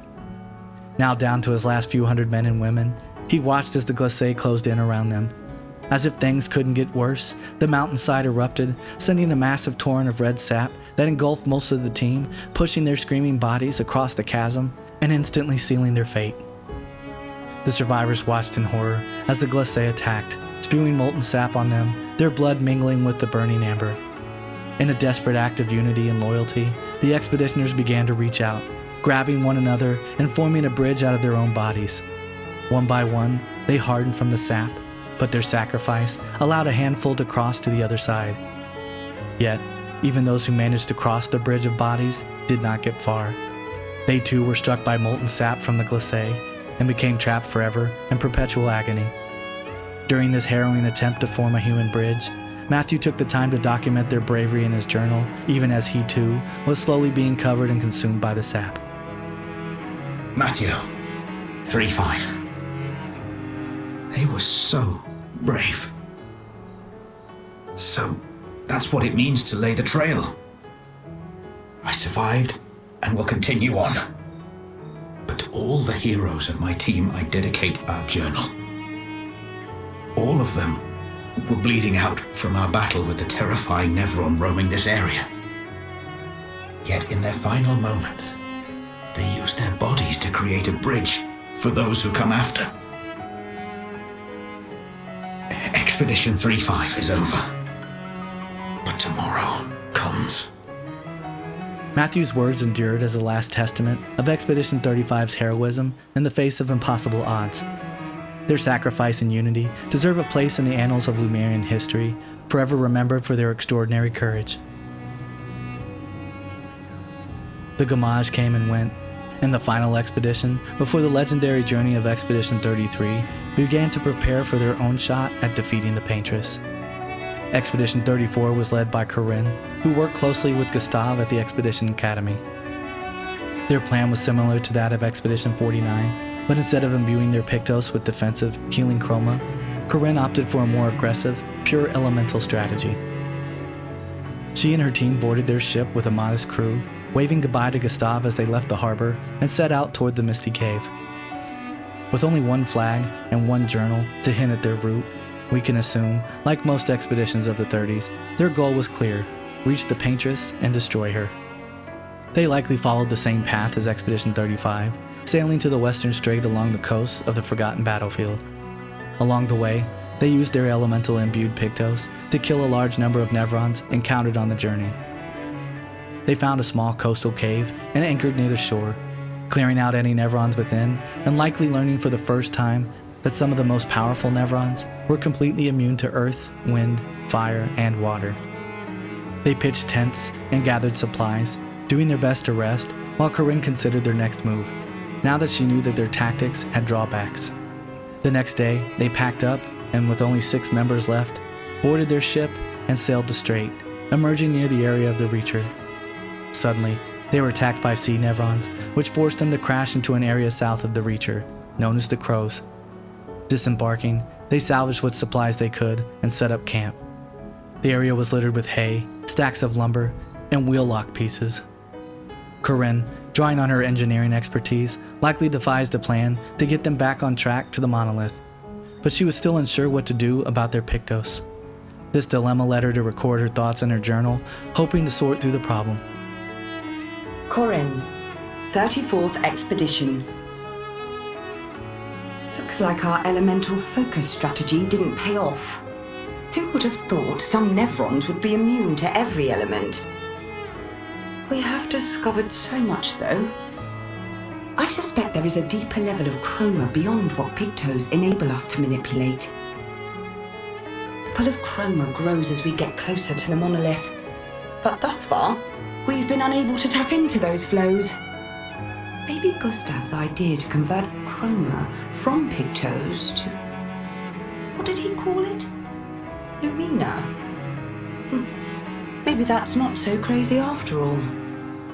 Whether she figured it out or not, it ultimately didn't matter. Not long after, Nevrons from the nearby structure of the Reacher, likely knocked down by the others, fell down into their encampment, interrupting whatever work they had been doing to get back on mission. The creatures caught Corinne and the others by surprise, attacking one by one as they tried to escape. There was nowhere to run, and despite their best efforts, they all suffered grievous injuries, eventually bleeding out and petrifying where they fell. Expedition 34 left Lumiere with a bold plan and the drive to be the first to bring down the Paintress. But without a full understanding of their enemy, and after a disastrous encounter with the Nevrons of the Sea, their journey was cut short. They left their final will and testament in the Crows, paving the way for the last and most storied expedition, Expedition 33. And with that, our journey through the expeditions of Clair Obscur, Expedition 33, comes to an end. 51 expeditions, each one a story of hope, ambition, and the relentless drive to overcome the impossible. They sailed into storms, carved trails through chaos, built wonders, and faced terrors that defied imagination. Some made history, most became cautionary tales. All of them left behind something, a flag, a journal, a trail of petrified remains, or a lesson carved into the very bones of the canvas world. For every victory, there was heartbreak. For every innovation, a tragedy. There was not just stories of loss and failure. They were sagas of human ambition, sacrifice, and defiance in the face of annihilation. Each expedition, no matter how doomed, paved the way for those who would come after. The scars they left behind became the path that led to Expedition 33 and you. This is the end of our journey through the lore of Expedition 33. Every flag, every journal, every final stand, every character arc and story explanation preserved here, so that none of these stories are forgotten. But the adventure doesn't stop here. Next, we're diving into the wild and dark world of Evil West and unraveling the epic adventure and mysteries of Final Fantasy XVI. These videos have taken a tremendous amount of time, research, and passion to bring to life. If this series taught you something new, moved you in some way, or helped you see your favorite game in a new light, let me know. Drop your theories, your feedback, or just share how you felt about the journey in the comments below. And if you want to support more deep dives into the stories that matter, like, share, and subscribe, and turn on notifications so you never miss what's next. Your engagement is what keeps these stories alive. My name is Vigil, and this has been Video Game Lore. Thank you for coming on this journey with me, and I'll see you all in the next adventure.